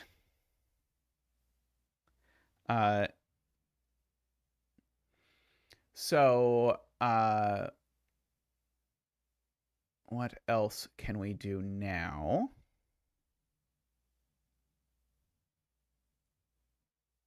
I think that's just exactly the same thing I said, just phrased the other direction. AFK, at least as far as I see it. I see those two as equivalent. Uh, so now 4 in row 4 is placed. Is a beautiful spot from Ambrose. So now that's 4 and that's 5. And as soon as that's a 4, that's a 1 and that's a 4, which makes yellow 2 and green 1 in lots of ways. So that is a 5. So this is not a 5 because 5 plus 5 is 10. These are 1 and 3. So we can undo the greens, undo the yellows, like that.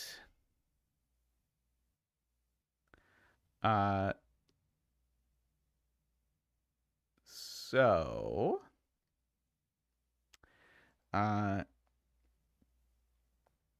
let's see. So now that I know that yellow worked out to be 1, this is the one. Which of these? Oh, no, yellow worked out to be 2. Let's see. DWeb would like me to pencil mark these cells. So this is at least 5. And so if this is at least 5, this is at most 4. And in particular, it can only be 2. 2 plus 5 isn't actually big enough. And 2 plus 8 or 9 is actually too big. So in fact, that's a 7, that's a 9, and that's an 8, and that's a 3, and that's a 3, following my pencil marks. That is very nice. Let me actually pencil mark the rest of the arrow cells because there aren't that many of them. And for example, that's not a 9. Neither of these are 9 or 8. That one's actually not 4 either. So this can only actually be a 1-7 arrow if you look at it once you sort of remove the candidates. And in fact, the 7 has to go there and the 1 has to go there. And now this can't be a 7 anymore because that would have to be a 1. So in fact, this is my 4-4 arrow over here.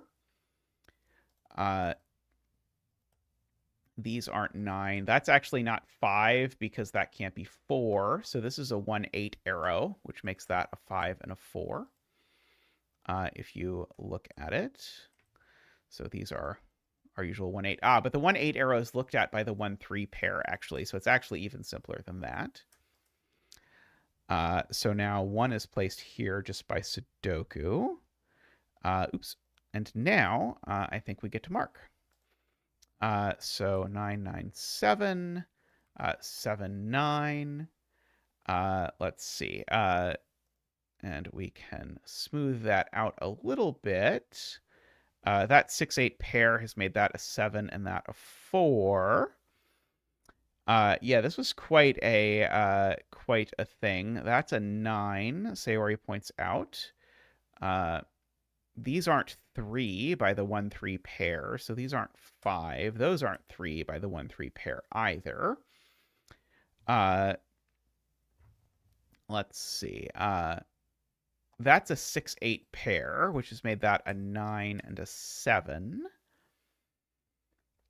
So now these are a 6-8 pair, which has made these not 6 or 8. It's made them 7 and 9, which has removed 9 as a candidate from those cells. Now that's a 5-6-8 triple, which has made that 4, weirdly enough. So let's see. I might have to color the 6-8s. It will be hilarious if I have to color the 6-8s to get through this. I won't, because that 5-8 pair tells me that's a 6, which tells me that's an 8. So let's see. This is 5-6-8. That is 5-6.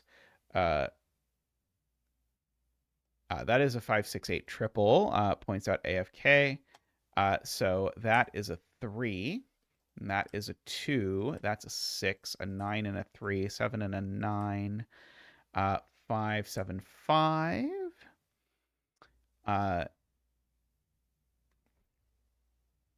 Let's see. That is a 2-6-8 triple, making that a 9. I suppose I could have placed that 9 in lots of ways, given it seems to be the last one in the grid. These aren't 5 or 8 because there's a 5, 6, 8 triple in the row. So that's a 1 and a 4 and a 3 and a 1. There's a 5, 8 pair in this box, so that's a 2 and that's a 3. 8, 6, 5, 2, 8, 5, 8, 6, 8, 6, 5, 8, 6, 5, 8. What a weird puzzle. That was delightful. I can only imagine what setting this must have been like. Like, there's absolutely no, like, disambiguating clues. Like, every clue in this puzzle is completely essential to the main solve path, and then it just resolves.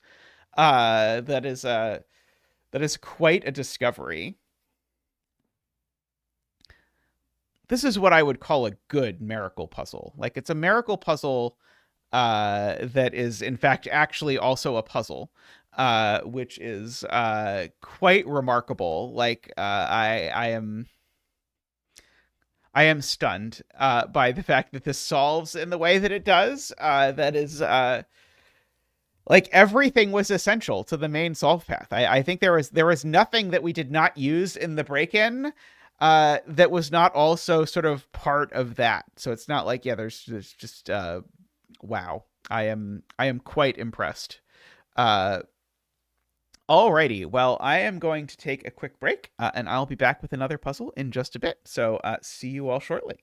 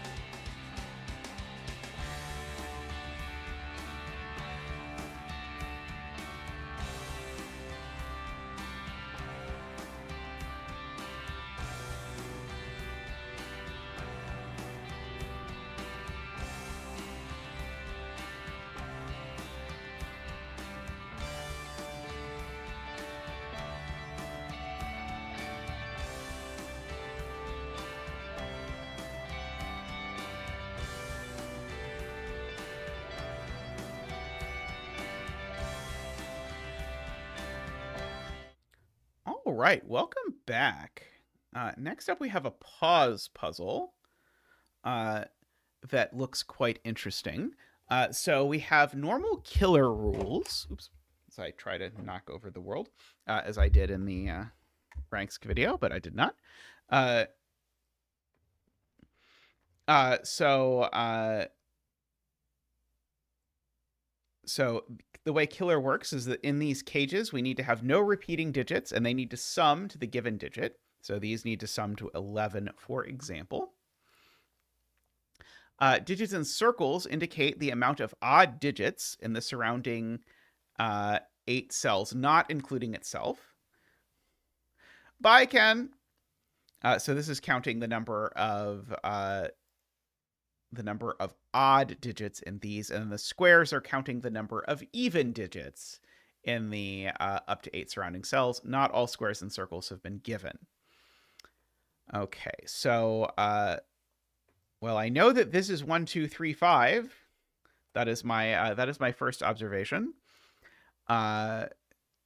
Because of that, and this is either 1, 2, 4, 5, or 1, 2, 3, 6. I don't have any of these that are like at the center of a box so that I kind of know what has to happen with them. And I guess I know all of these are at most 5 for whatever that is worth.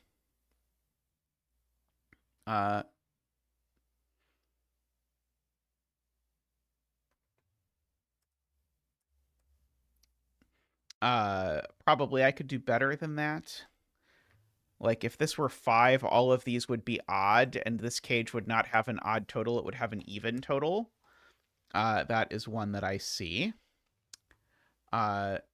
This can only be 1, 2, or 3, for example. Oh, this can't be 5 because these 5 cells are all in a box. And if I have 5 cells in a box that are odd, I can't also have a 5 and yet another cell in the box. So that one's not 5. And likewise, this one can't be 5 because it's counting evens. It can't even be 4, actually, because of the reason before. If there were 4 evens in these 5 cells, that wouldn't leave an even for this within the box. So that one's actually only 1, 2, or 3. Now, if I look at my 15 thing... Oh, by the way, Pause is here. Welcome, Pause. This is a 1, 2, 3 that doesn't show up in the 15 cage, for what it's worth. And yeah, we know the parity of this square, points out Selena, because the total of all of these is odd. So there have to be an odd number of odds in these 8 cells. So there also have to be an odd number of evens in these cells. So this is 1, 3, 5, 7. Well, it's not 1 because there's definitely a 1 in the 12 cage. For what it is worth. I do think you did, Isaiah.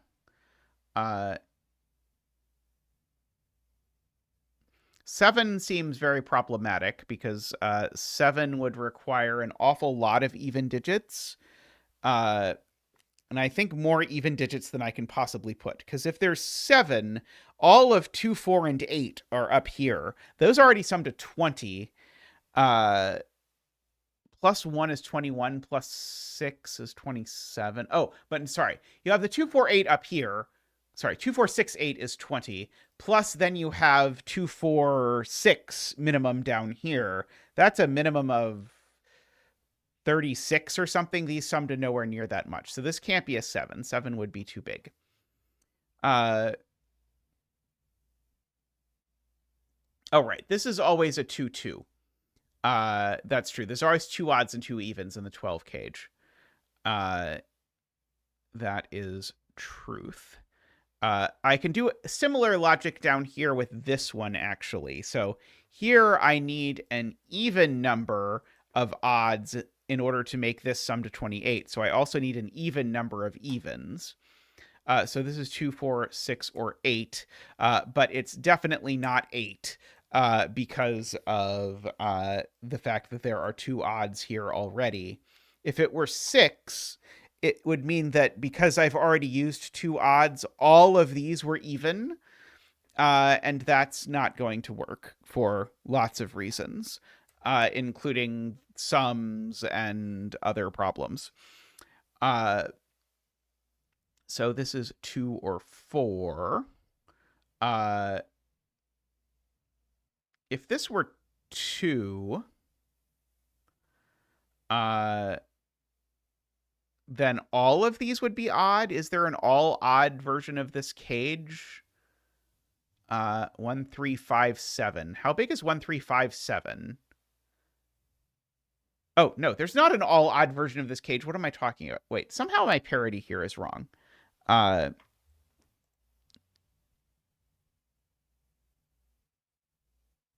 but it already sees the... Oh, I just can't count. In my brain, there were 2 evens in 1, 2, 3, 5. There are not 2 evens in 1, 2, 3, 5. Fun fact. There's only 1 even in 1, 2, 3, 5. I don't know why in my brain 1 and 2 were in there, so it had to have 2 evens. And then I kept getting that the parity was wrong and just assuming that something screwy was going on. Okay. So got all that. Of course, if this is a 2, that's a 2. Is an interesting observation. If this is a 4, all of the other evens are in here. And so this would have to be 2, 6, 8, 1 in that case.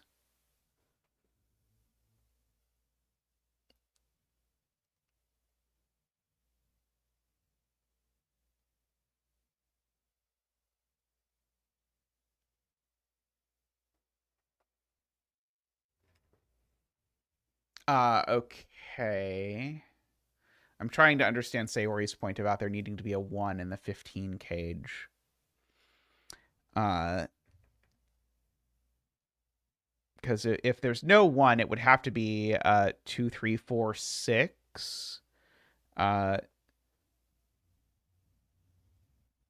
And so the point is these would both be 1.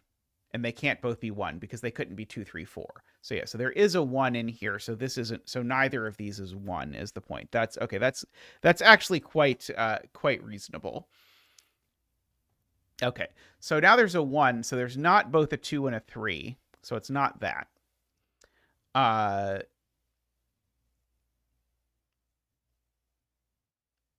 Let's see. And there's always A2 or A3 in here is the point. In the 15 cage, just looking at the killer options. And so that 2, 3 is not in here. The other one is, and therefore this is a 4, and we get a digit. And we get to bring out Zach for the 4 dance.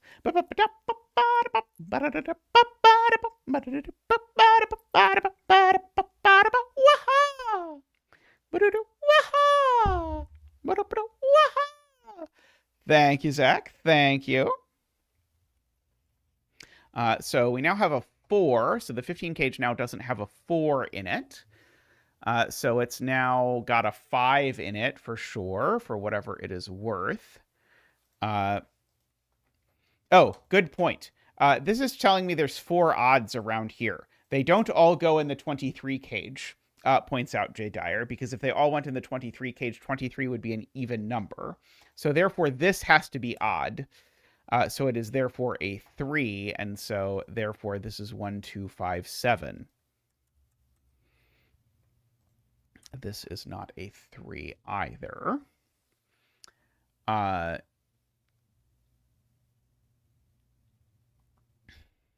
Okay, and so 1, 5, and 7 are all odd. 1 and 2 are definitely in the 12 cage. So this is not 1 or 2, points out D-Web. So this is counting even. So we've already got, I guess we're counting currently 2 2s. If you like. Oh, Carl has a really cute point that this can't be a 5. Because either this cell is a 5, in which case that cell's not a 5, or this case cell is a 3, which then forces the 12 cage to be 1, 2, 4, 5, and this can't be a 5. So this is just always a 7. That's a very cute observation. So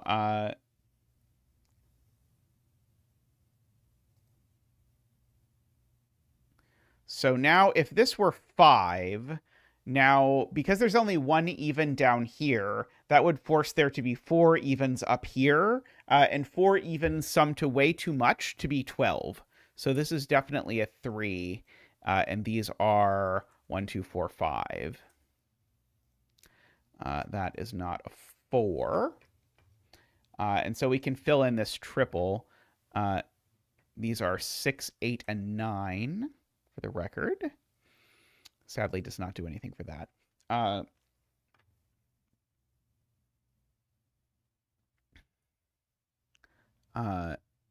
So now this 16 cage has a 1, 2, 5 looking at it.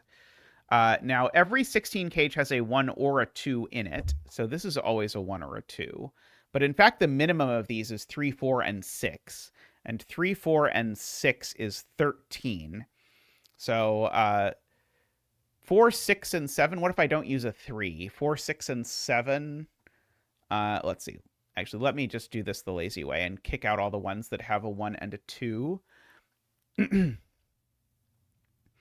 There is 1, 4, 5, 6. But this doesn't have a 5 either, because of that.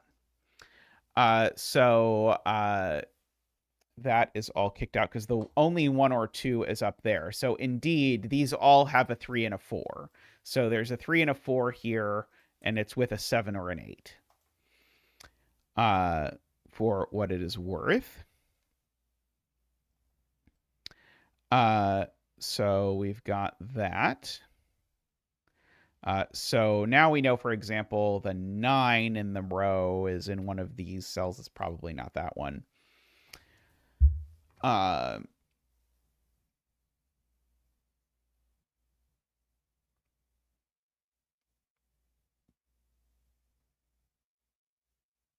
Okay, well, this number is definitely 1, 2, or 3, or 4, but it's not 3 or 4 because the 3 or 4 in the box are there. So this is a 1, 2 pair is what Sayori would like us to see. It couldn't be larger than 4 because it's counting a number of evens in a box. So that is 3, which means all of these are even. How have I not colored this yet? Anyway, those are all even. That is not a 3.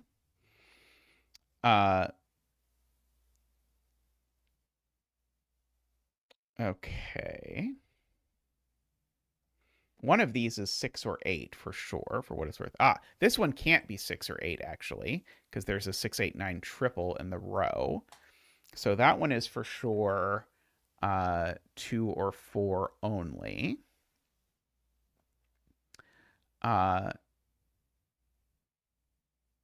Let's see. Okay, so this is 1 or 2 even numbers. I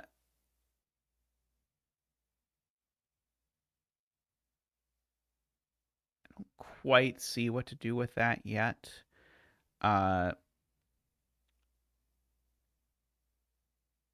7 in box 3 is vertical, is being pointed out by Screaming Ice Cube. Oh, David has donated 5 memberships. Let's see who gets them. David gifted memberships and gifted a membership to David. Also to AM1028, Liz, Scott, and Andrew. Welcome all of you. Enjoy your memberships. Big thank you to David. You should thank David as well. Let's get you a donation dance. Woohoo!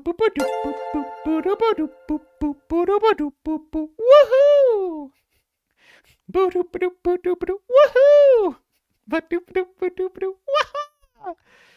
Thank you, David, and thank you, Zach. Thank you so much. Enjoy your gift memberships. Okay. Oh, well, that's not 2 for what it's worth, because there's a 1, 2 pair, as previously noted. How many of 1 and 2 are in the 17 cage is maybe a question I should ask.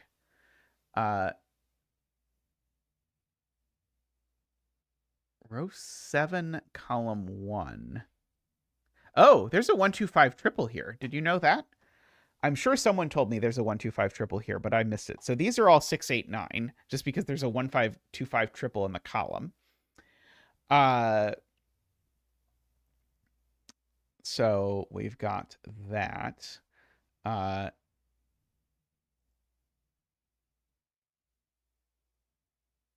So funnily enough, there's a second of 6, 8, 9 in this 23 cage, but not a third because 6, 8, and 9 add to 23.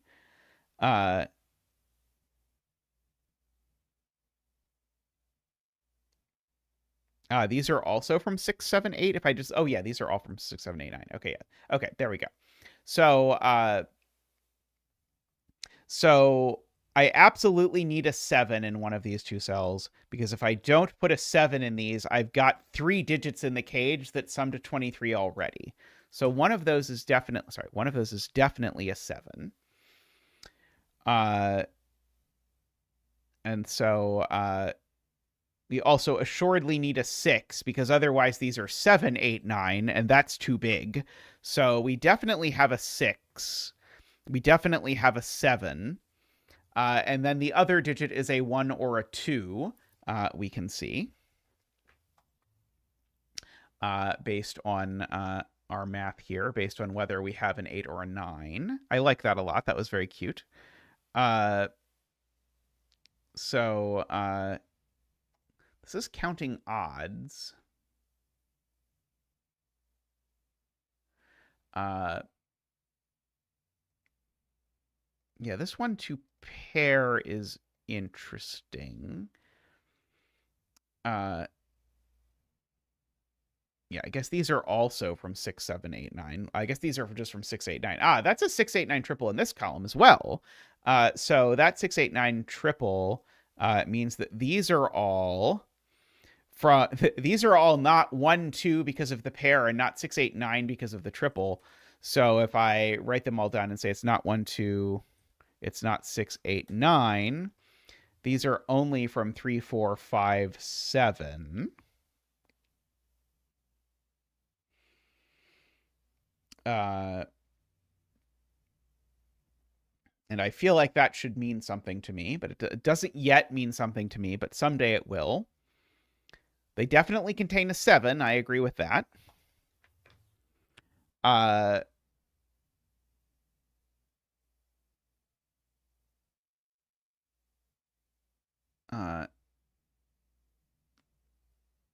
And a 3, that's true. There's also a 3 in there.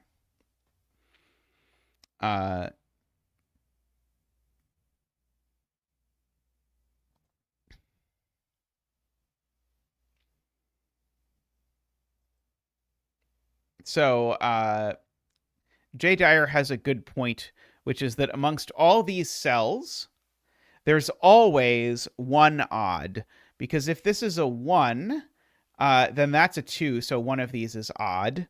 And if this is a 2, that's a 1, so one of these is odd. So in this sort of orange line, exactly one of these cells is odd.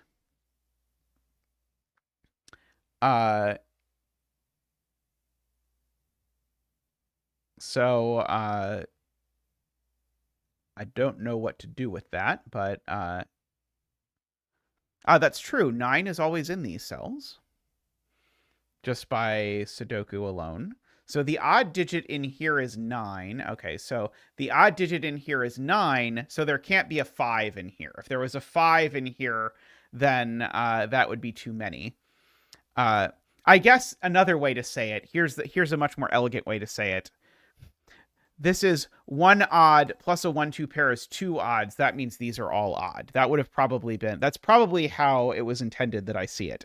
So these are 3, 5, 7, which means none of these are 5. It means one of those is 5 for sure. And so these digits are the remaining digits. They're not 1, 2, 3. They're not 1, 2. They're not 3, 5, or 7. So these are 4, 6, 8, 9. I know one of these is 4 now. And so for what it's worth, that means that is not 4. Let's see. Yep, that does mean one of these is 4, is a different way to say that same piece of information. Let's see.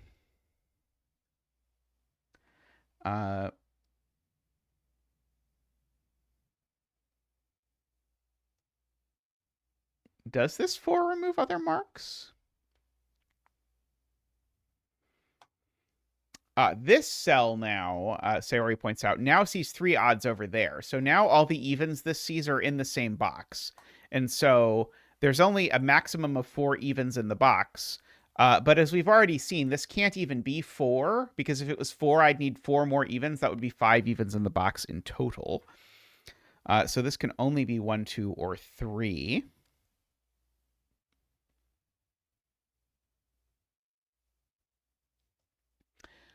Jay Dyer points out that the 6 in the 23 cage definitely sees these cells, so these are not 6.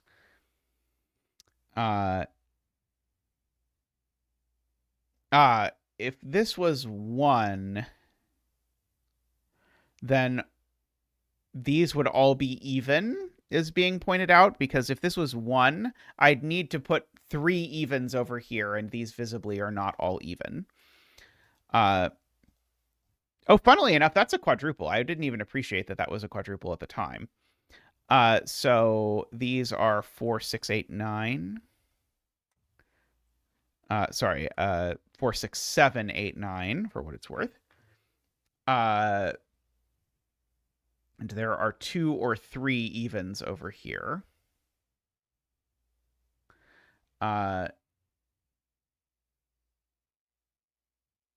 But yeah, it sees the 4, 6, and the 8. Just because of this quintuple. So it already sees 3 things. So it can't be a 2. So that's a 3, which now means that's a 3. Now means that's a 3. Yeah, that was sort of a weird string. I'm used to doing these where it does count the digit itself. So I keep having my intuition not sort of show me these things. That 5-7 pair rules 7 out of that cell. Not that that's a huge accomplishment for Sudoku kind.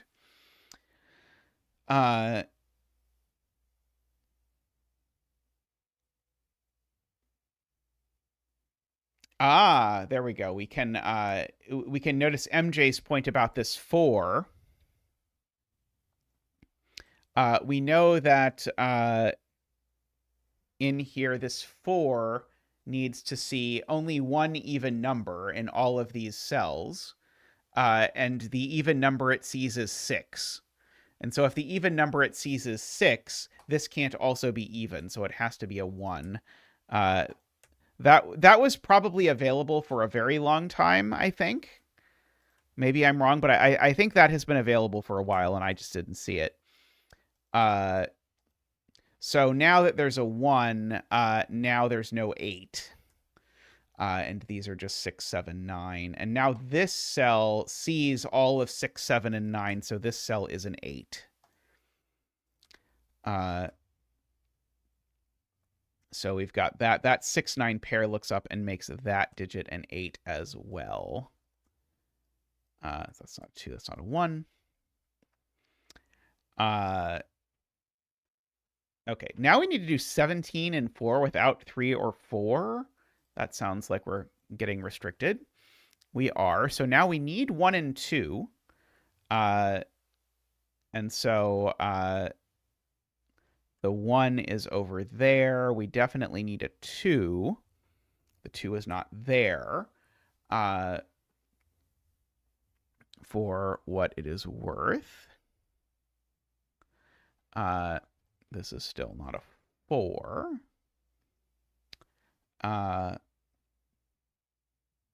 Let's see. Oh, but I could put, yeah, there's a 5 or a 6, and there's an 8 or a 9 in here. Let's see.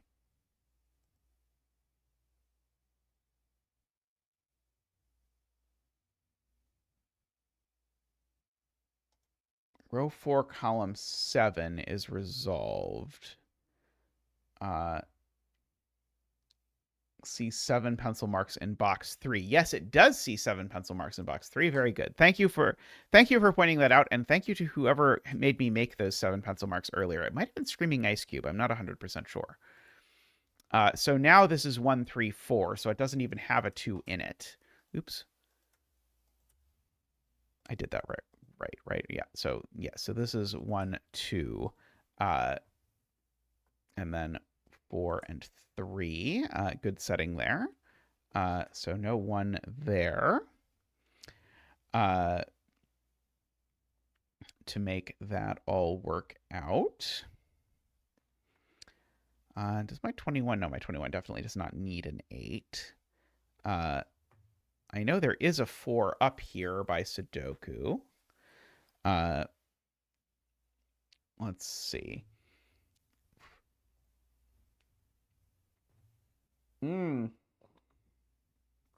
Here's a cute thing. This 6-8 is in the 17 cage. But if you look at the options, only one of the 17 cages contains a 6 or an 8. And so this is 1, 2, 6, 8. So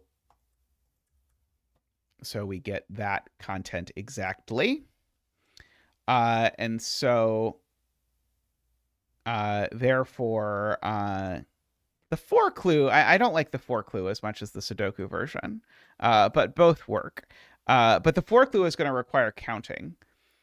1, 2, 3, 4, 5, 7, 9. Go there. This is the other 6, 8 for the column, and it's not an 8, so that's a 6 and that's an 8. There we go for that. Those aren't 6. This 21 cage doesn't have a 6 in it anymore. And apparently no 4 either, per Tristan. So it is one of these. I don't think I know which. Oh, it has a 1 in it by sudoku, I'm being told. It does have a 1 in it by sudoku because of this 1 looking up here. So one of these cells is 1. And so therefore it's that one. So it's 1, 5, 7, 8.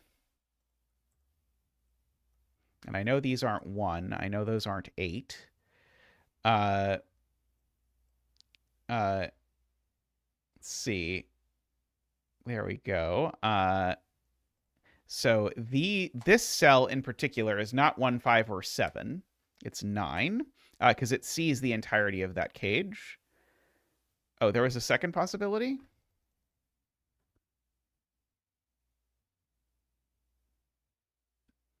I have no earthly idea why.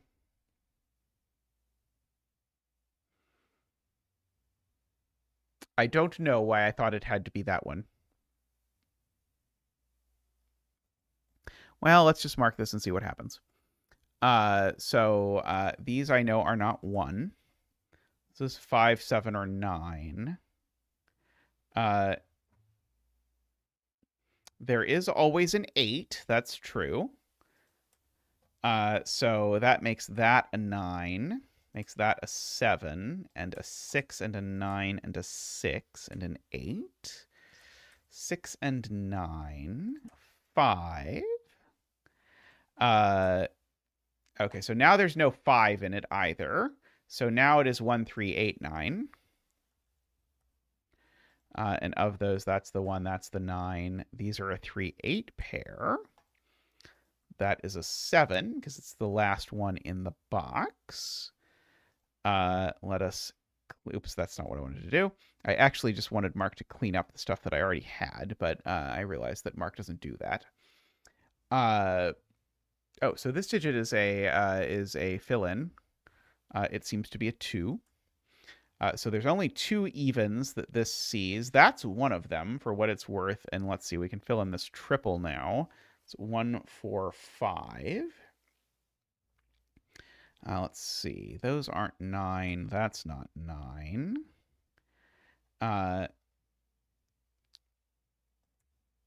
Column 8, I'm being told, needs a 9, which goes there.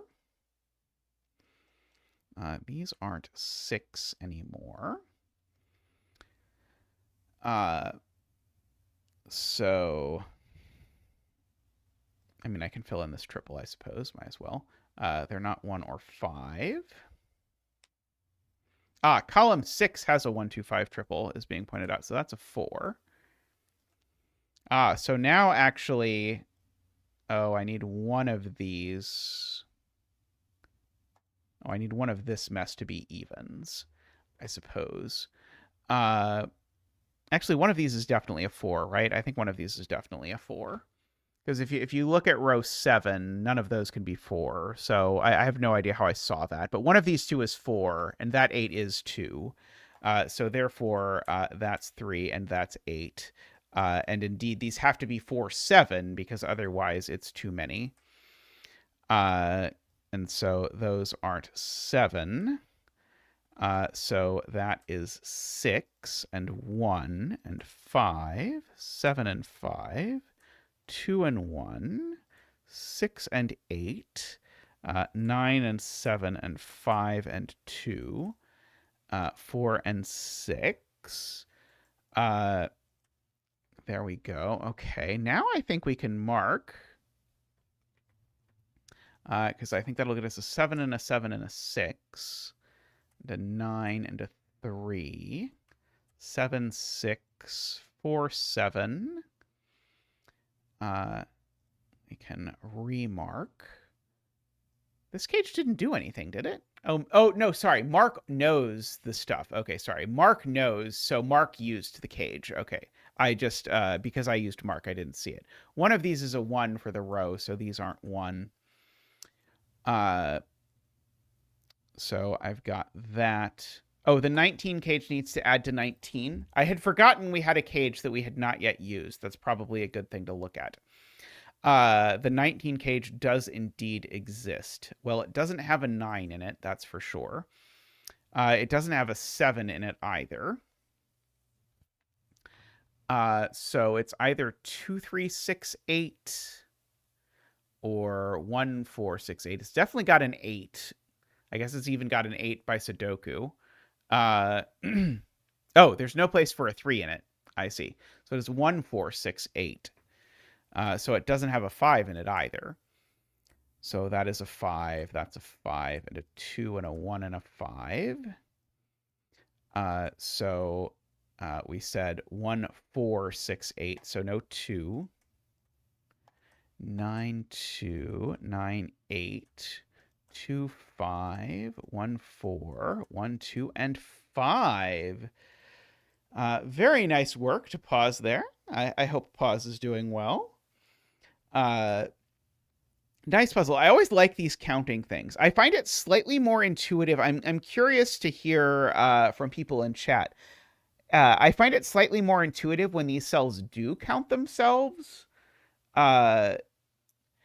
Is it more intuitive? Do some people find it more intuitive the other way? I can see why it would be more intuitive the other way. It's probably just because that's what I have set with more. Or maybe you have done more stuff. Yeah, this was tough, I thought, but very cool. Selena finds it more intuitive when they don't. Okay, so Selena is on the other side of the intuition valley, as they say. Because you play Minesweeper. Yes. That makes a lot of sense. Yeah, I do think of them as Minesweeper clues, but yeah, I agree. In Minesweeper, if you've fully internalized Minesweeper, then Minesweeper, they definitely don't count themselves, so it makes sense. Alrighty, I am going to take a quick break, and I will be back in just a moment. So see you all shortly.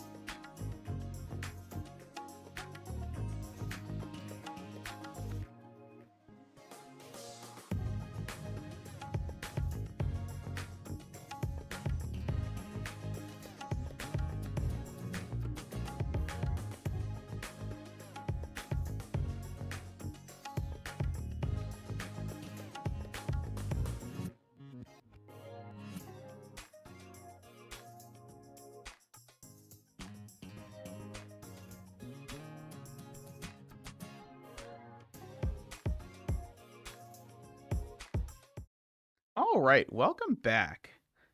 With only slight trepidation, let's have a look at this. So, I really like, I should say, zipper lines. I really uh,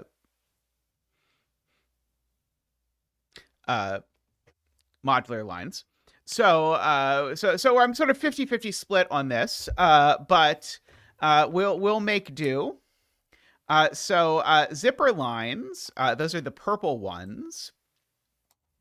The digit in the center is the sum of the pairs of digits equidistant from it. So I will tell you, and you will catch me doing this, I always want to fill this like it's an arrow.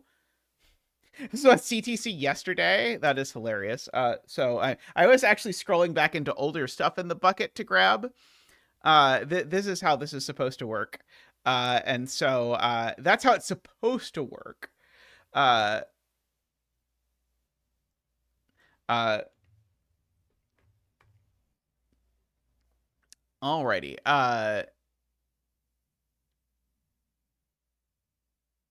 Probably like 2 weeks ago. I can put a bet tree. People can guess in chat what it is. We probably won't run the thing, especially since it was on Cracking the Cryptic anyway. Let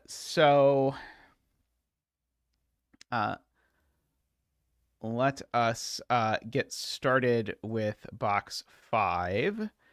The thing in box 5 to note is that, so by the way, I should say what a modular line is. A modular line is a line where things strictly alternate between 147, 258, and 369. Now, you can think about that as the columns in a keypad. So they're in the columns, but they're also mod 3 arithmetically. So they're all the numbers that share the same remainder when you divide by 3. And so the point is, if I add 3 of these things together, I always get a multiple of 3. So these things each sum to a multiple of 3. So these sum to a multiple of 3. But these are double this. And so double this is a multiple of 3. And so that means this is a multiple of 3. So it's 3, 6, or 9.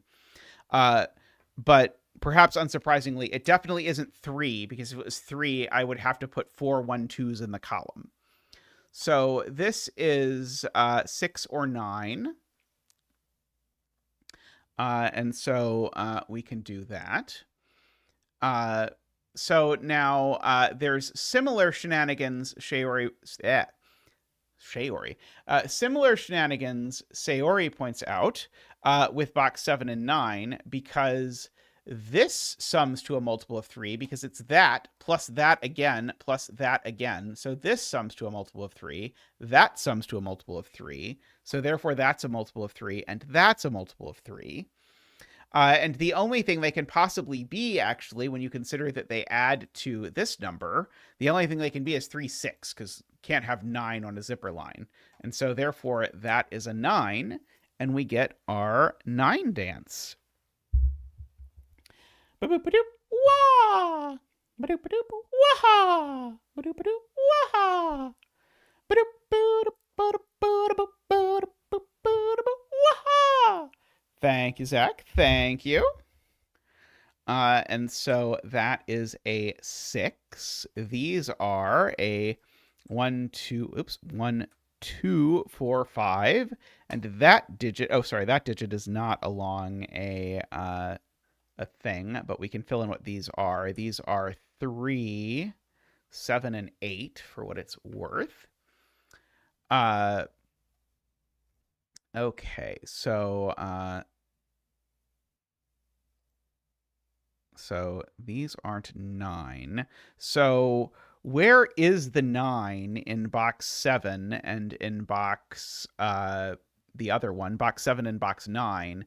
You can't put the 9 along a zipper line unless it's in the bulb, but it can't be in the zipper line. So the 9s are actually sort of hanging out on these, which is very cool. So we have that. Oh, those are sixes. Disguise that the nine really the nine was having a bad day, as you would anticipate. Uh,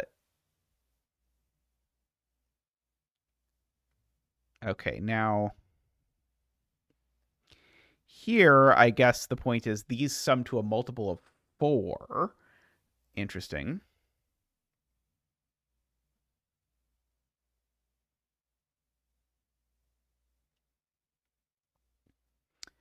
Uh, right. Okay, so that's a good spot actually. That's very cool. This can't be a 9. Because if this is a 9, where do the 3 and 6 go? Oh wait, no, that's not quite true. Sorry, I am not quite there. I will note just from my modularity coloring that all of these are the same modularity. Uh, so if this is a 3, then these are a 3-9 pair. 9 certainly goes in the diagonal in this box. Uh,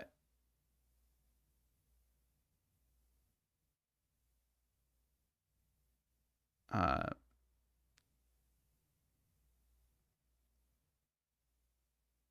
uh,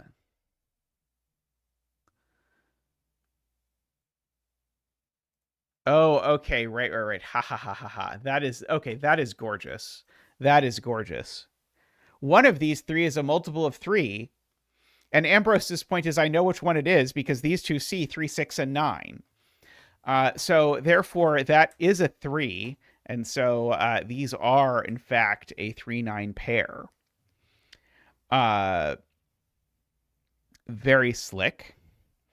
So these are definitely not multiples of 3 because all 3 of them are the same modularity, and there's not 4 things of that. So these are 1, 2, 4, 5, 7, 8 for the record.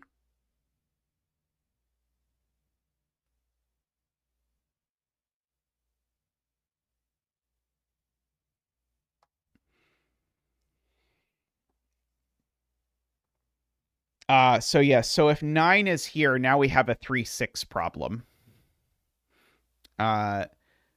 Namely, if 9 is here, where are 3 and 6? And the answer is they're either both on the zipper line because 3 plus 6 is 9, or neither of them is on the zipper line because 3 plus 6 is 9. But both of those are broken because if both 3 and 6 are on the zipper line, this is nothing. And if neither 3, 6 are on the line, then I've repeated a modularity. So that's never 9. So one of these two is always 9. And in fact, it's that one because we can't have another multiple of 3 there. So those 9s, those 9s do 9 things. That 3 does a 3 thing. This is only 1 or 2.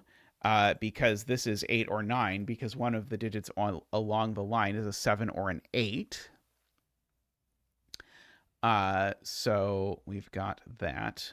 Let's see. I'm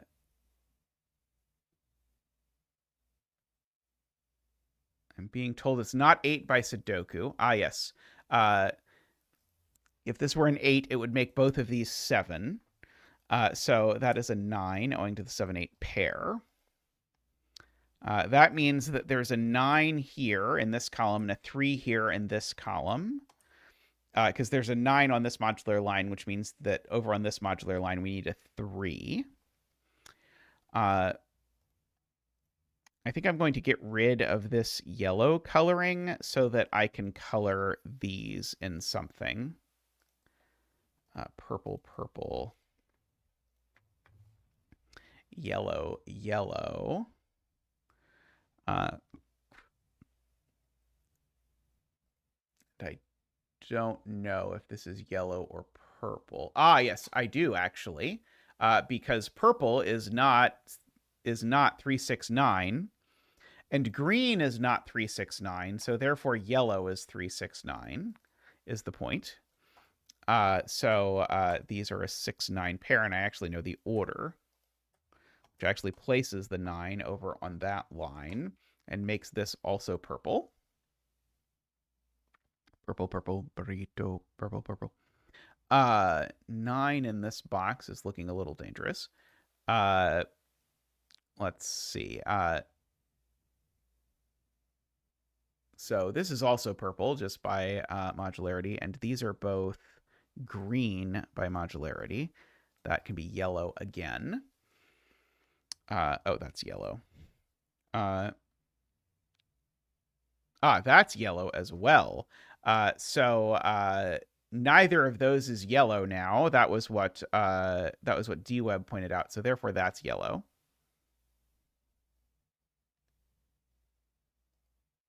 Oh, what on earth did I just do? Don't listen to me. Sorry.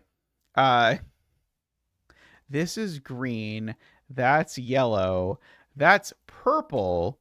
That is green, and that is yellow. There we go. Those are still all yellow. That's still yellow. Still neither of these is yellow, so that's yellow. We have fixed it. Slightly. That's yellow as well. I guess these are both yellow while I am attempting my coloring.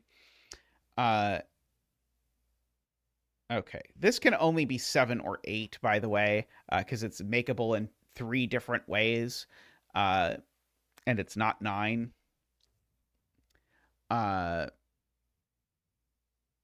And this is getting larger. This is at least 6 now, because of the 1, 2 tells me this can't be 5. It can't actually be 6 either because of the 1, 2. This is at least 7, actually. This is only 7 or 8, because there's a 1 or 2 that's not involved in either of these sums. Yes,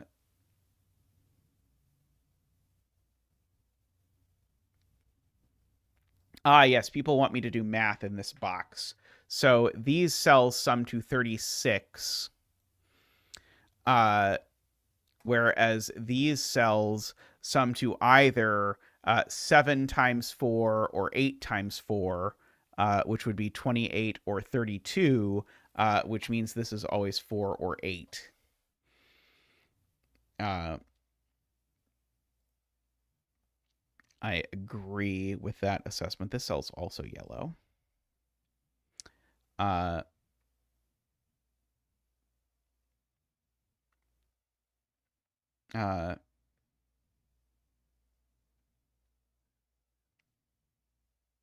I did it with zipper logic. Someone else did it some other way, maybe. Let's see if these two add to 9, and they're not 3, 6.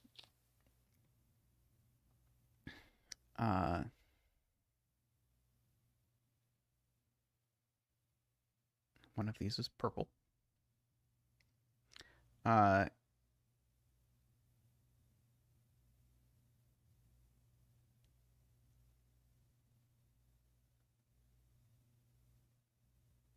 If the bet tree is not yellow, then there are 2 yellows on this zipper line, and that doesn't work, because if 2 of the 3 things in this sum are a multiple of 3, then all of them are a multiple of 3. So Screaming Ice Cube's point is correct. This is a multiple of 3.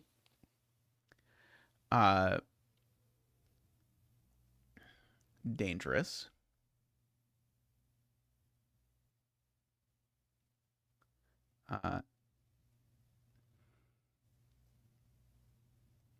8 in column 8 is on here, Sayori points out, because I can't put an 8 on these. These are all smaller than this number.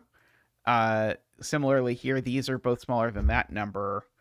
And if I put an 8 here, there would have to be a 9 there, but there can't be. So the digit on this is actually an 8.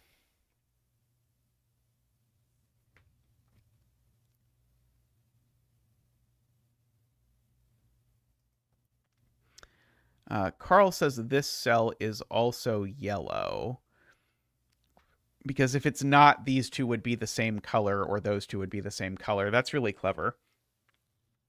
So if yellow is in one of the wings, well, adding a yellow to something doesn't change the color. And so there would be two things of one color, but that doesn't work because both of these are a purple-green pair. So that, in fact, has to be the yellow. That is very, very clever. Uh,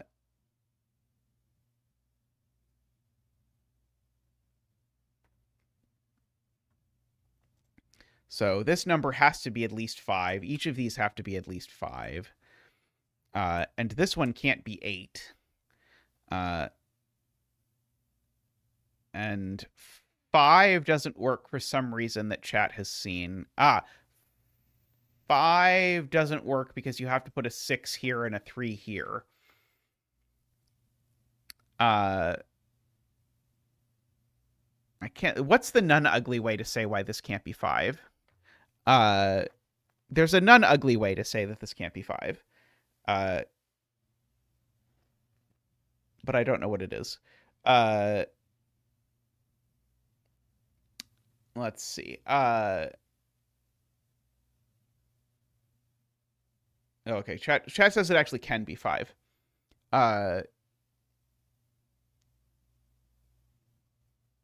6 in box 8, points out Ambrose, definitely doesn't go here because it would have to go with a 3.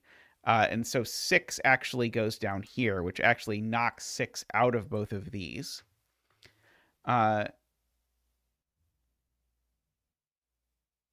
It does put 1, 2, 3, 4 on the zipper line, which is what I thought was going to be broken, but apparently it is not.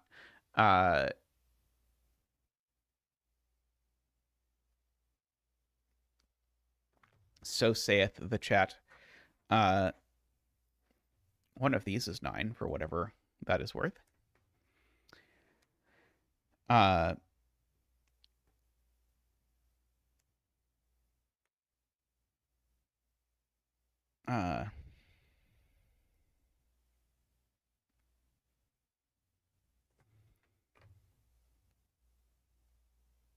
Yeah, I mean, this is effectively a modular line.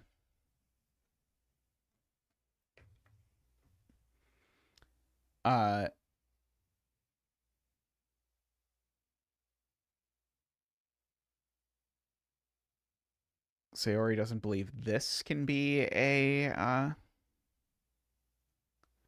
5. I don't see how that would work either. It seems the same as over here to me. Let's see.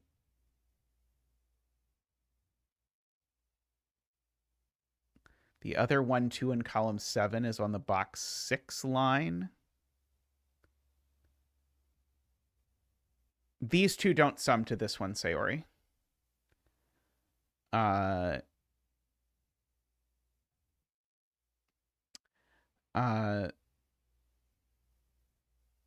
6 in box 6 is on the zipper. That is exactly the thing I do every time I look at a zipper, but this time I remembered.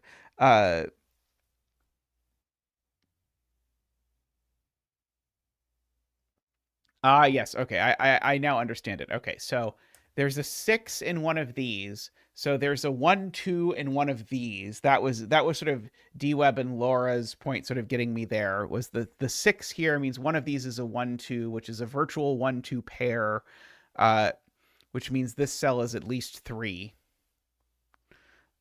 For what it's worth.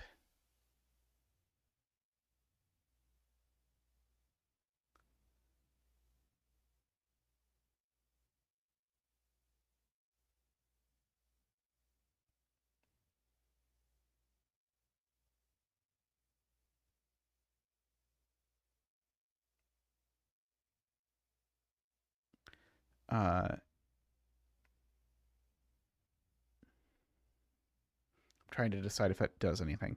So this is at least 3. So this is at most 4. So this is only 1, 2, or 4 are the only options for this cell, just for the record. Uh,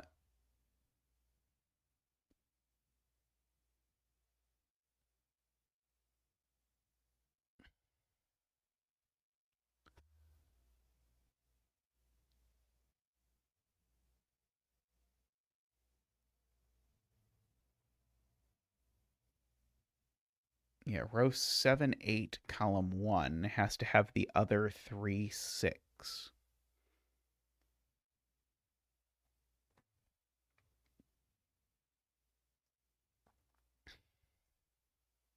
Yeah, there's a 3, 6 over there. I agree. So there. Okay. So yeah. So okay, I understand now. So the point is, one of these is yellow, and it's the last yellow for the box. So none of these are yellow. None of well, none of these are 3. So therefore, there's definitely a 3 down here. Okay, that was fancy. Yeah. So exactly one of these is yellow. It's not that one. Oh, in fact, it's that one even. You can even actually place it. The last yellow actually can't go there or there. So the last yellow is even there. Gorgeous. But it also places the 3 over here, which then places my 6 and my 3 over here while we're at it. So that makes that a 6. Means this certainly isn't a 5. This certainly is a 1 or a 2 now. Making that work out.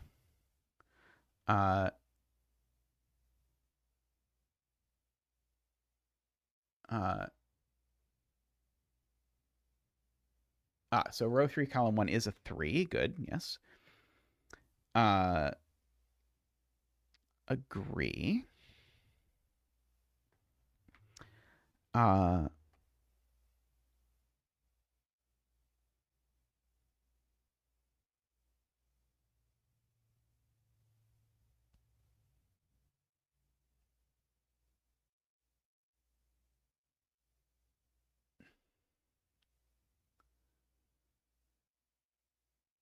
Can't put 4 on the zipper in box 7.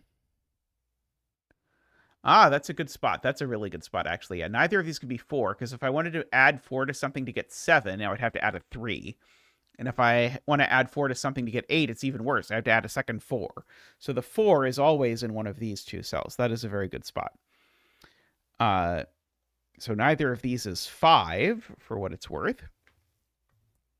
And the other digit on here is one of the 2 mod 4 ones, so it's 2, 5, or 8. And 7 is definitely on the zipper. That's true, because I can't use the 7 here.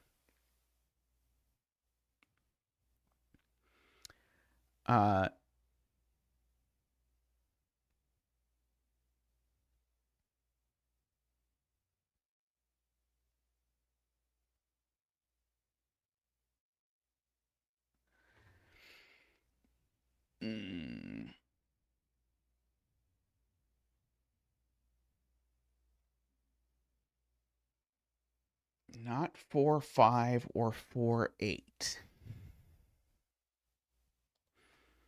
Okay, I guess I should write out that these are either 1, 8 or 2, 7, because now those are the only options. For what it is worth. And I guess the remaining thing here I should probably fill in is a 1, 4, or 7. So these are from 1, 4, 7, 8. And these are from 2, 4, 5, 8. If I look at just the options for the last modularity thing. I'm just checking to see if that does anything with this row that is interesting. Because sort of this is going to be one of each thing. These are going to be one of each thing. So the point is these are one of each thing. The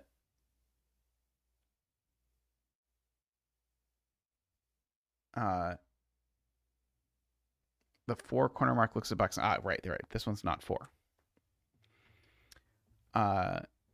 So 1, 7, or 8. Let's see.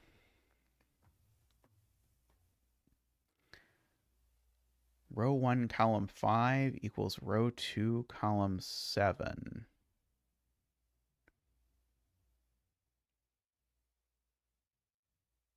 don't understand that yet.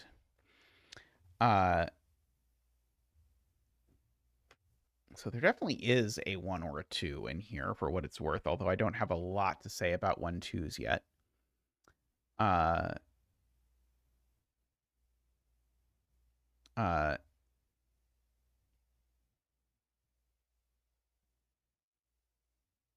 these two are opposite colors for whatever that is worth. I remember I know I have the last 1-2 here in this column.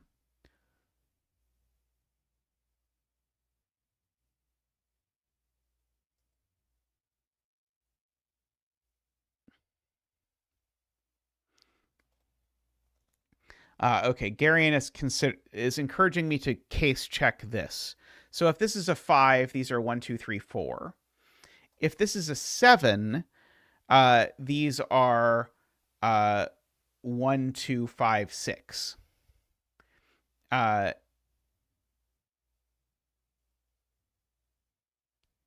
Sorry, no, that's not true. Sorry, I said that wrong. 2, 3, 4, 5. 2, 3, 4, 5. Thank you. Sorry. They don't have a 1, 6. So in neither case is this ever a 4. The thing that's left off is either a 1 or a 7 based on what we're doing, based on what the total is.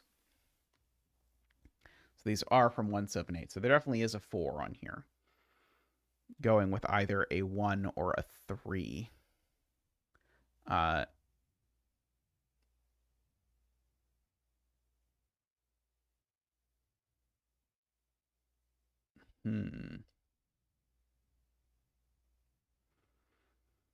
Yeah, this 3 corner mark seam down here seems important. Okay, so the 7-8 pair in row 2. I'm looking at what's happening over here. So these aren't 7-8.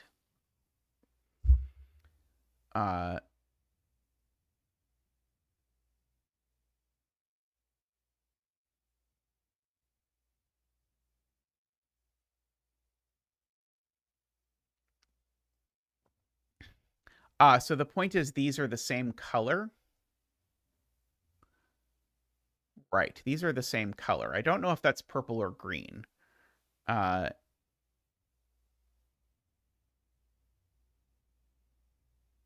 these are the same color, and these are the same color. I can make them light gray and dark gray, I suppose. So at most, one of these is 7-8. And so therefore there's a 7-8 in one of these, which certainly means that's a 9. Which means our bet tree is a 6. So congratulations to all the 6 bettors out there. And that means that's a 7-8. And therefore that's a 1-2 now. And so that is a 9.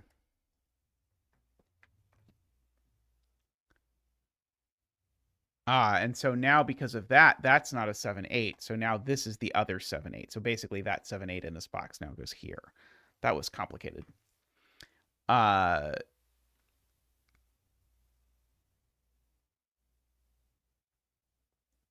see.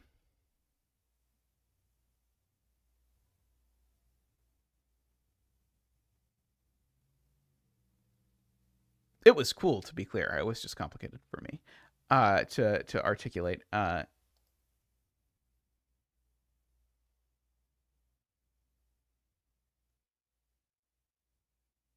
Oh. 8 in column 9 is very good. 8 in column 9, now because of that 7-8 pair can't go there, that 7-8 pair can't go there. This corner marked 8 rules out of all of these, so the 8 is along this line, which means it has to be there. That feels huge. So that's a 4. So now, in general, green is 147, not being 4. And now purple is 258, not being 8. And so this one is purple, just for the record. It's not 4. So that 6 now definitely goes with a 2, if you look at it, to make 8. And so that 2 looks up and makes that a 1 and an 8 and a 7, and a 7 and an 8, and a 1 and a 7. Okay, and so that is a 1 there. Oops, wrong mode. 1 there. So this 7 is now green. So gray is green. And light gray is light purple. Let's see. Okay, so 1 is green, so that makes that a 4. Is that a 7 and a 4? That has become purple, because it is an 8. So that is an 8. So let's see. 8 is purple again. Reminder, 8 is purple again. 7 is green. 1 is green. Just to complete all of those. Okay, so this is a 2, which is purple.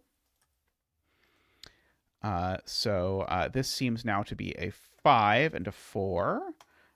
5 is also purple. 4 is green. So that is 2 and 5, and 2 and 5. That has become 2 and 6, which are respectively purple and yellow. This is something. It is a 1.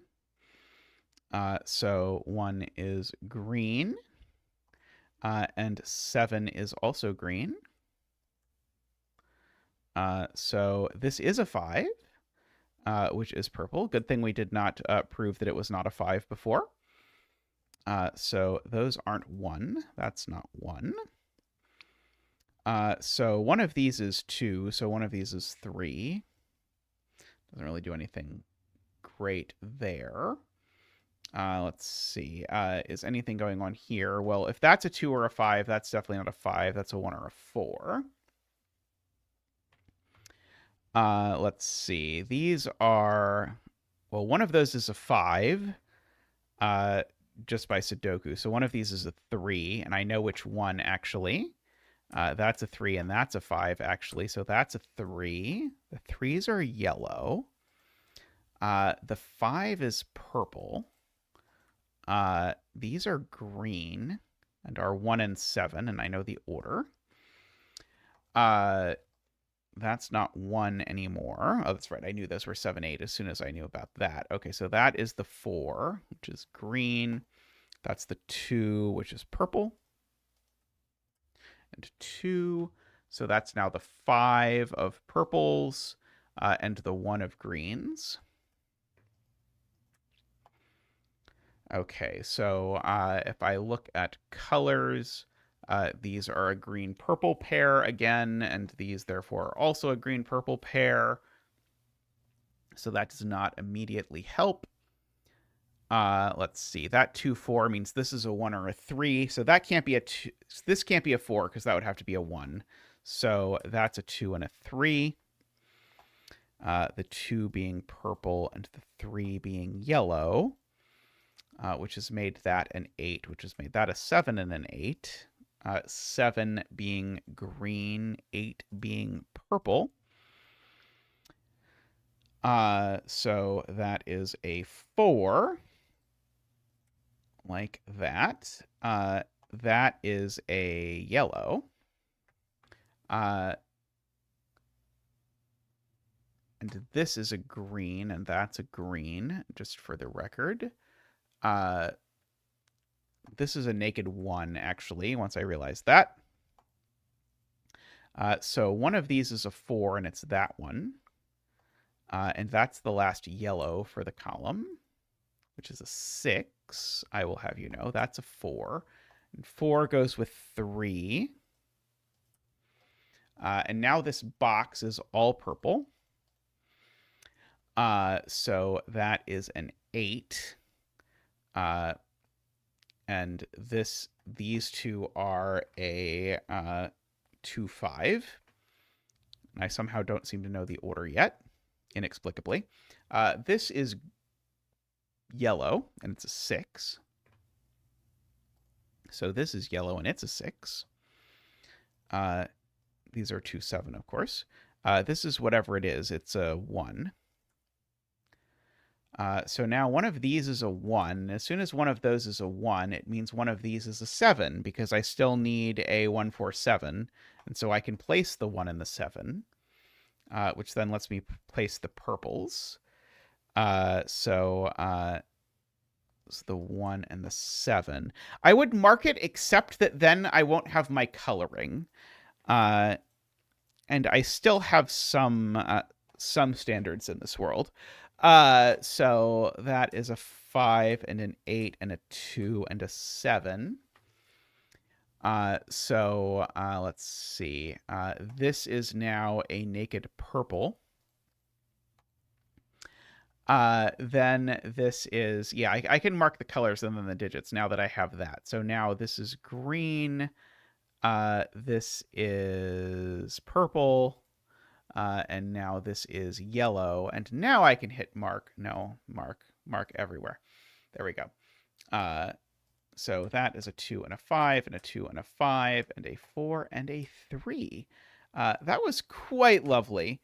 Trying to think, there was one slightly messy spot in there that maybe there was a way around. I don't even remember what the messy spot was, but very nice use of sort of the synergy of the mod 3 arithmetic and zipper lines to do neat things, particularly the sort of the break-in in box 5 and the ones over here, sort of that original orientation. That was very cool. All right, I am going to take a quick break once again, and I'll be back with another puzzle. So see you all shortly.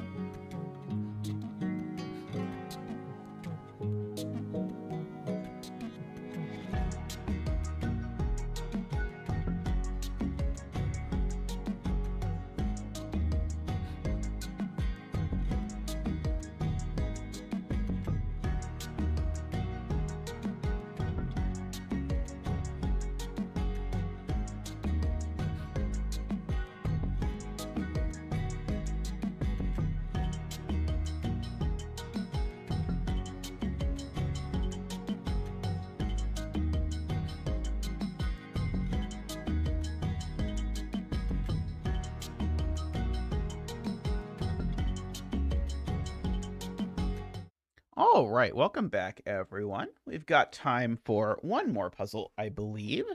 And this is a clover puzzle, which are always a treat. So this is an untitled quadruples puzzle with quite a striking grid. So quadruples, if you've not seen them, are telling you that within these four cells, for example, there is a 1 and a 2. So that is it. I actually see that this digit has to be a 1 because if I look at it, these aren't 1 because the 1 is over here, and that's not a 1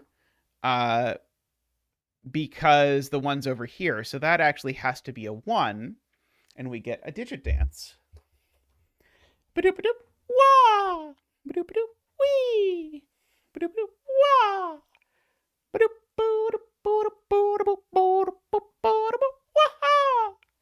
Thank you, Zach. And I see that then immediately places the 1 on this quadruple. Certainly one of those is a 1. I also see that one of these is a 2. Oh, actually, sorry. This is actually the 2, right? So these can't be 2 because of the 2, 5, and that can't be 2 because of the 2, 6. So that has to be the 2, placing the 2 onto the 2, 4, placing the, no, not quite placing the 2, corner marking the 2 over there. There's a 2 corner marked here as well. Let's see. I might get to do something similar down here, knowing that this is a clover puzzle. Maybe not.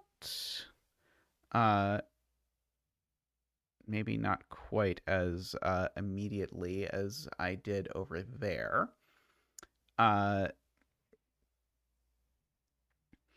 Let's see. Oh yeah, the 5's in box 1. Yeah, that's sort of the first trick of quadruple club. Is I have 2 5 quadruples in the box, so that needs to be a 5 or a 2, but it's probably not a 2. Yes, that is helpful. Let's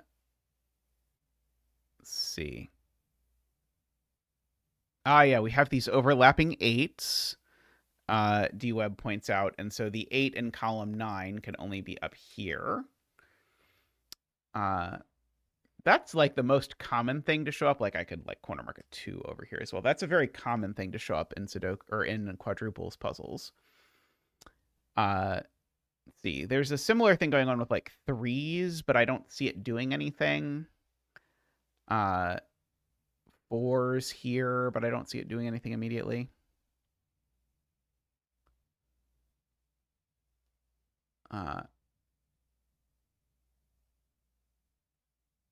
And 1 in box 8, Daniel points out, is in one of these cells. I agree.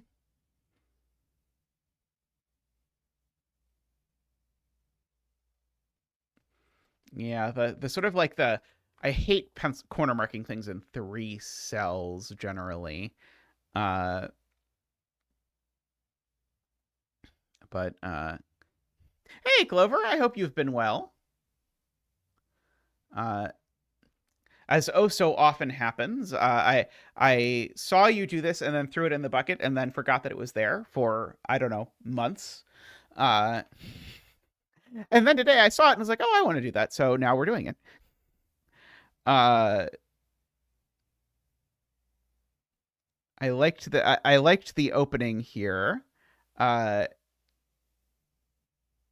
Pointing digits on LMD. I'll have to have a look. It might already be in the bucket. Because I did scroll past a clover puzzle earlier when I was looking at the list. Let's see.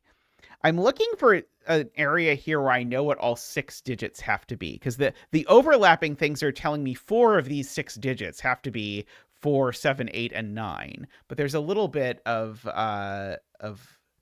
flexibility.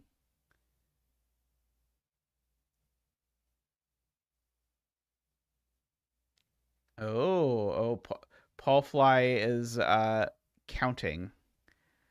Uh, so Paul Fly is looking at this zone and noticing that in this ring there are no places where a number can do double duty, which I kept noting and being upset about. However, the the thing that Paul Fly has noticed is that in fact it actually helps you in a funny way that none of these overlap. So every digit in one of these quadruples is actually its own digit out of these cells, and in total in these cells there are 20 total, and there are 20 Paul Fly claims. Sorry, no, there are 16 numbers referenced. Plus this 1 and this 2 we have are also there. So that's 18 of the total numbers that we have. So we only need 2 more. And then we'll sort of have all the numbers for whatever that is worth. Oh, there's a 2 over here as well. That's another of them. I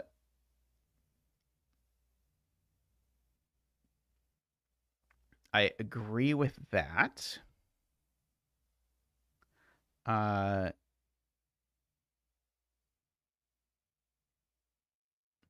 kind of want to just corner mark a 3 over here because it feels like that's what it should be aesthetically, but I don't see any reason why there should be a 3 there, but I guess the only place their 3 could go that's not in purple is there. Okay, there's a 1 or a 3 in purple here, is what Carl says, and that's true, because the 3s from these 2 quadruples look over. And so that means that there's no 3 in these cells and there's no 1. So there's a 1 or a 3 down here, which I guess gets me a 1-3 pencil mark there. Because I can't put both 1 and 3 in purple, because if I put both 1 and 3 in purple, I've now overflowed purple, right? Because we said we've got 16, 17, 18, 19. Yeah, that would be too many. So that is a 1-3. That 1-3 definitely goes there. For what it is worth. Okay, so what do I do with this 1-3? That was a very cool break-in. Yeah, and so now there are no more extra digits. So every digit in here is now one of them.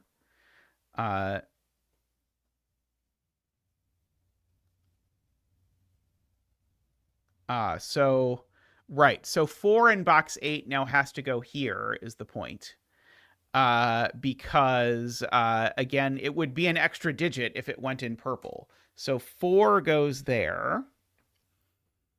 And so now 4 goes here because it would be an extra digit if we didn't do it somewhere else. Or sorry, if we put it in there and we aren't allowed an extra digit. So one of these 2 is a 4. I guess I should mark. There's a 4 over here, although that's getting a little bit ridiculous to have marked in that fashion. Let's see.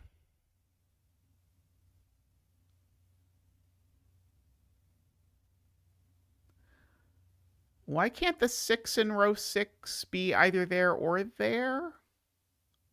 I don't see that. That's true. I can center mark all of these. So if let's see if I can do this in a somewhat systematic way. So those are 2, 4. So 1, 2. These can actually, all of these can have 1 or 3 in them as well. And then this can have an 8. These can have a 7, 9. These can be 3, 8. These can be 7, 9. These can be 5, 6. These can be 8, 9. These can be 1, 3. And these can be 6, 7. And I guess the point is Uh, uh,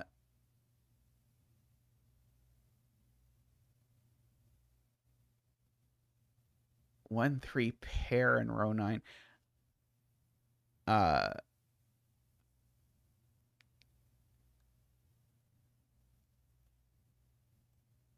oh, is there an unmarked digit? There's got to be an unmarked digit in here, I suppose.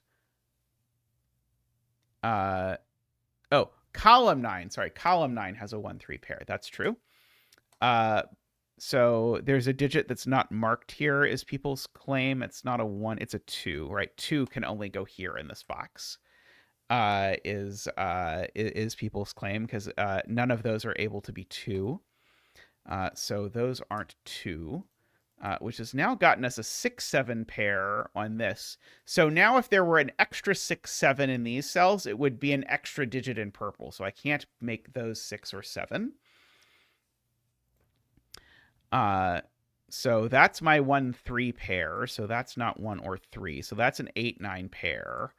That's a 5-6 pair. That makes that a 1. This is not a 5 or a 6 for sure. How on earth do you make these things, Clover? Oh, 5, 6 there made that a 7 and a 6. Let's see. So those aren't 1. These aren't 7. Took you 40 hours. I am not surprised that this took that long. These aren't 8 because there's an 8-9 pair looking up. So one of these is 8 for whatever that matters. And if one of those is 8, that one definitely isn't. Was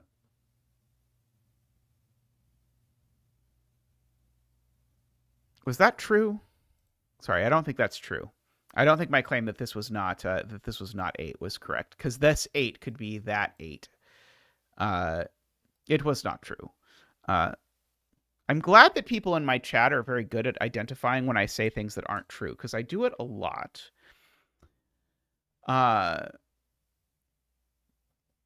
Let's see here. I don't know for sure that one of these is a 3.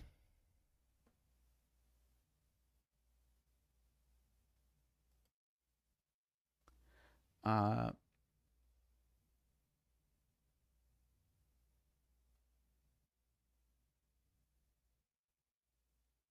see.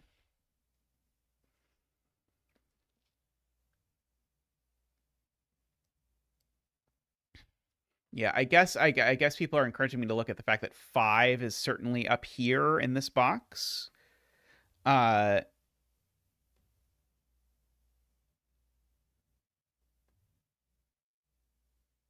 in this box, the same is true. Okay. So that pairing, that was a very good spot from Screaming Ice Cube, I believe. That is the 5 here. So that was a very good spot. So I guess I've got a 5 in one of these 2 cells and in one of these 2 cells. I don't know that that's going to help immediately.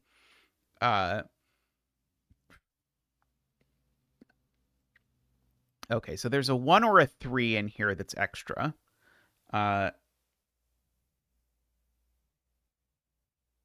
What was the point about the 4-8 quad? I missed the point. Okay, so yeah, in here, the point for this is AFK's point. In here, we need the 4, the 8. The other 1, 3 is also in here. And the 2 is also in here now because of that 6. And so those are the only things that were allowed. So there's no 7 or 9 in here because there's not room. And so the 7, 9 is here. So that's not 3, 8. And so that has made that a 2. And that's not a 9 either because of that. That 3, 8 pair now looks at looks at 9 and 7. 2. Let's see.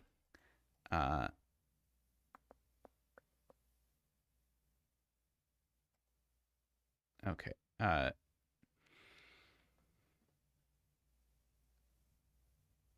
Oh, that is placed a 2 over here.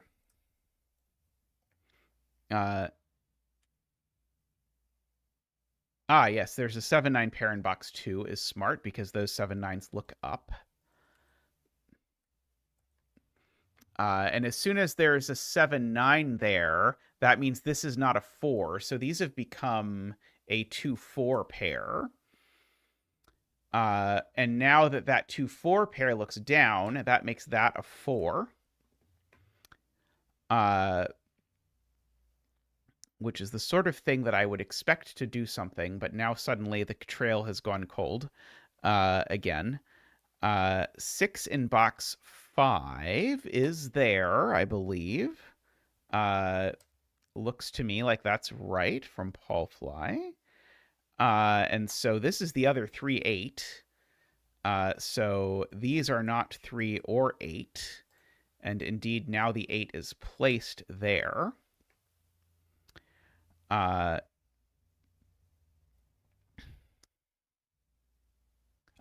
3 on this 1-3 quad. Good. So that's a 3 and that's a 2. So that's a 4 and that's a 2. And so now that's a 3 on this 2-3 quad because that 3 kicked it out of those cells. So that's an 8 and a 3 and a 3 and a 1 and a 3. A 1. I found the thing when you missed when you were making your solution video. Oh, that's terrifying. Or 3. Okay. 8 in row 4. Yes, it goes there. So one of these is a 6. Let's see. Sven box 3. Okay, so yes, Sven in box 3 says that's a 1. This is a triple. I might as well write it in. So this is 5, 7, 9, just for the record. Oh, column 5, I'm missing a digit, and it seems to be a 6. So I might as well fill in that triple as well. Those are not 7 or 9. Don't believe the lies of these. You met Sven in real life today. That's awesome. I too hope to someday meet a Sven. Okay, so these seem to have become a 4-8 hidden pair. By magic. Let's see. Row 2, column 9 is now 5 or 9, and it's not 5. So that's now 9 and 5. So let's see.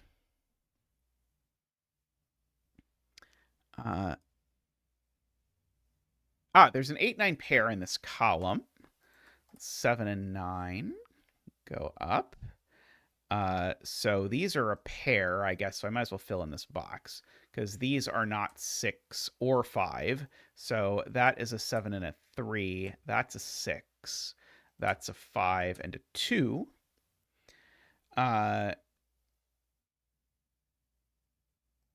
4 and 5, 9 and 7, 8 and 4. Yeah, that Sudoku lore cut was even too deep for me.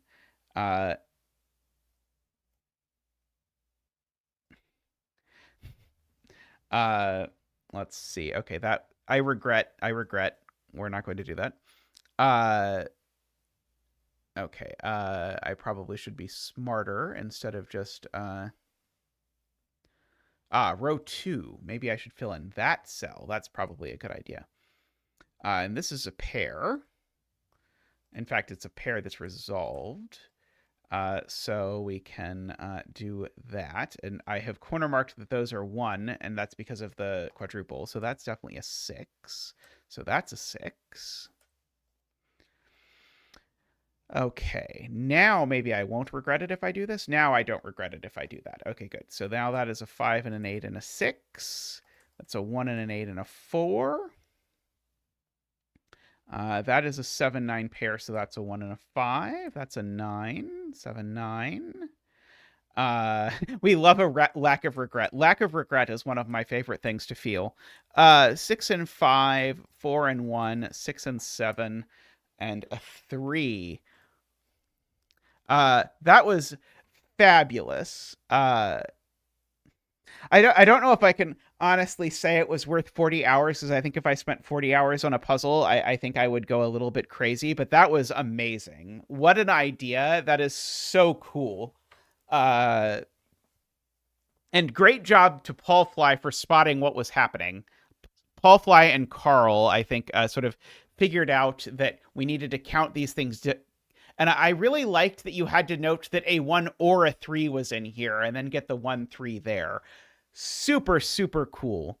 I had a great deal of fun with that. I like quadruples.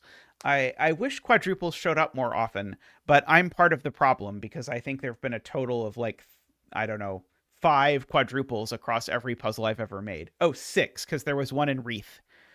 I think there are 3 quadruples and 2 truths and a lie, 2 quadruples in the one I should have called Noah's Ark, but called Duplicity instead, and 1 quadruple in Wreath. I think that is all the quadruples that have appeared in puzzles I have made. Carrion says they believe they did the puzzle, but didn't find the elegant way. This does seem like the kind of puzzle that I might, if solving it by myself, find the very inelegant way to get through. But the elegant way was super cool. Clover says you wouldn't be the only one. Yeah,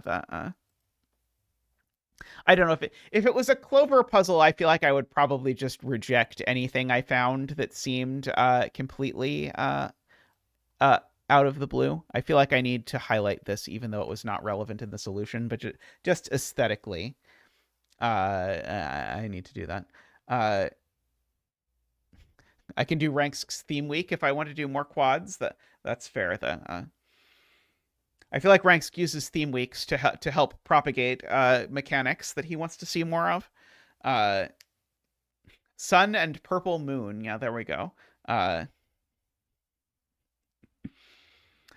All right. Well, I think I'm going to call stream there for now. But thank you so much to everyone for showing up. We got a last minute Clover visit, which was great. D-Web says quads that aren't all 4 digits really fit my setting style. Yeah, the 2 digits is like the most I would ever put in a quad. I think I would have a very hard time putting 3 digits in a quad. Well, enjoy sleep, Clover. Sorry that I did this right as you were going to sleep. I didn't know what time zone you were presently in. But yes, thank you for showing up. It's always great to see you around the stream. But all right, I think that is it. Paul Fly wants me to do more remote sums puzzles. I think I'm never going to do a remote sums puzzle on stream, but intentionally. But Tristan, I think, likes remote sums puzzles. So Tristan will do remote sums puzzles. But I feel like remote sums are in the same category as like Psycho Killer Cages. Where I'm probably not going to opt to do them very often. Oh, Tristan is suggesting we should do a 6x6. I can do a 6x6. Maybe. Let's see if I can find a 6x6 where I am somewhat confident that I can do it in 10-ish minutes. Okay, this Ambrose one looks interesting. How much am I going to okay, Paul Fly says theirs is easy. I'm going to do Paul Fly's one that has been promised to be easy. What on earth is happening here? Uh, Assign each circle in the grid a digit from 1 to 6. If a digit... What? What is happening? Digits separated by a circle have a ratio of 1 to n, where n is the digit assigned to the circle. Digits separated by a white circle have a difference of n, where n is the digit assigned to the circle. Okay, so we have not the Psycho S cell one. Okay, good to know. Okay, so yeah, how on earth am I going to denote this? So how many? So, I mean, I guess the white dot. Wait, 1 to 6. Oh, okay, no, sorry. I was going to say the white dot has to be a 1 because there's only one white dot. But we have to count the white dots all together. There's 1, 2, 3, 4, 5, 6, 7, 8, 9, 10. There are 10. So the digits that appear in circles sum to 10. Now, I think 6 probably does not appear in a circle. I'm going to say, because if 6 appeared in a circle, the only way that would work is on a black dot, which would have to be 1, 6. I guess these could both be 1, 6. One of these could be 1, 6. That could be 1, 6, and that could be 1, 6. 1, 2, 3, 4, 5. That's only 5 still. So there can't be, because you can't put 6 on a white dot at all. So there's no 6 in a circle. So the digits that we omit... Oh, I can use my screen drawing tool. That's true. So let's put some text over here. 1, 2, 3, 4, 5, 6. And I know 6 is out. Let me put spaces. So let me draw with my marker. 6 is done. That was a highlighter. Wah, there we go. 6 has been eliminated from the contenders. Okay. It's very elegant and beautiful. We had a splash of standard watermelon notation in there with the highlighter or everything. So 6 is very out. So 5 is being pointed out by AFK has to appear in box 1, and it has to appear in box 1 in a or with a 1, because 5 to 1 is the only ratio you can make with a 5. So 5, as DWeb says, is right in. So let us include 5. We will welcome 5 to the show.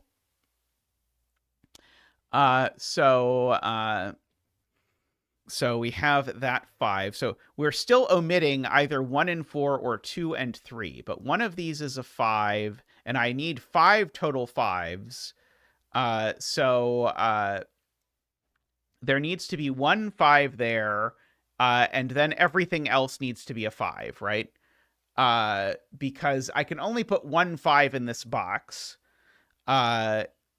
And so all of the rest of these are 1 5.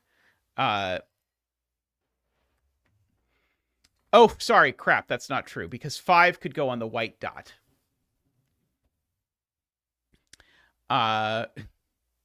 It is true, 1 on a black dot would be very difficult. But yeah, the thing over here, yeah, that could be a 5. So I have a 5 here, and then I have a 5 in a bunch of these places, but I don't need 1 in all of them.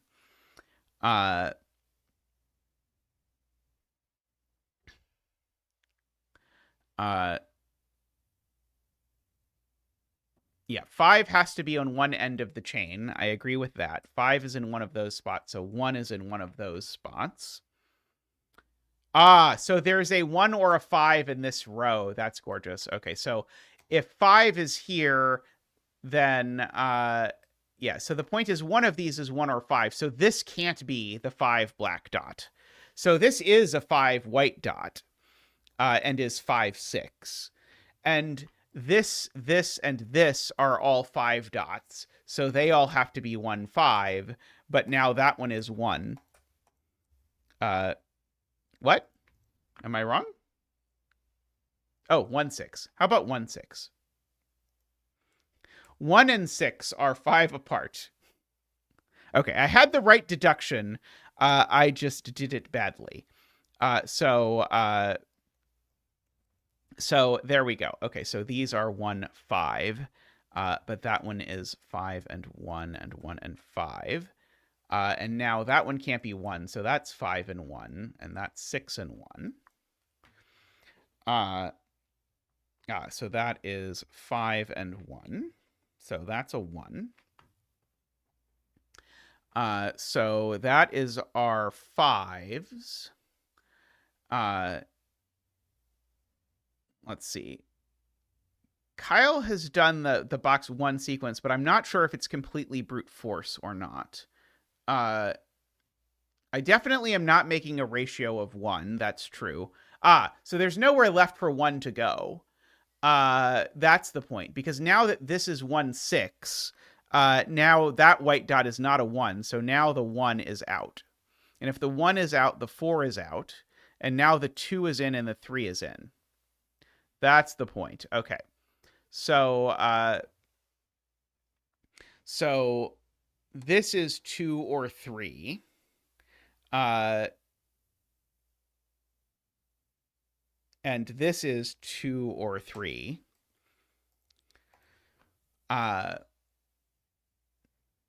It's not 4 in particular. So 4 is in one of these spots.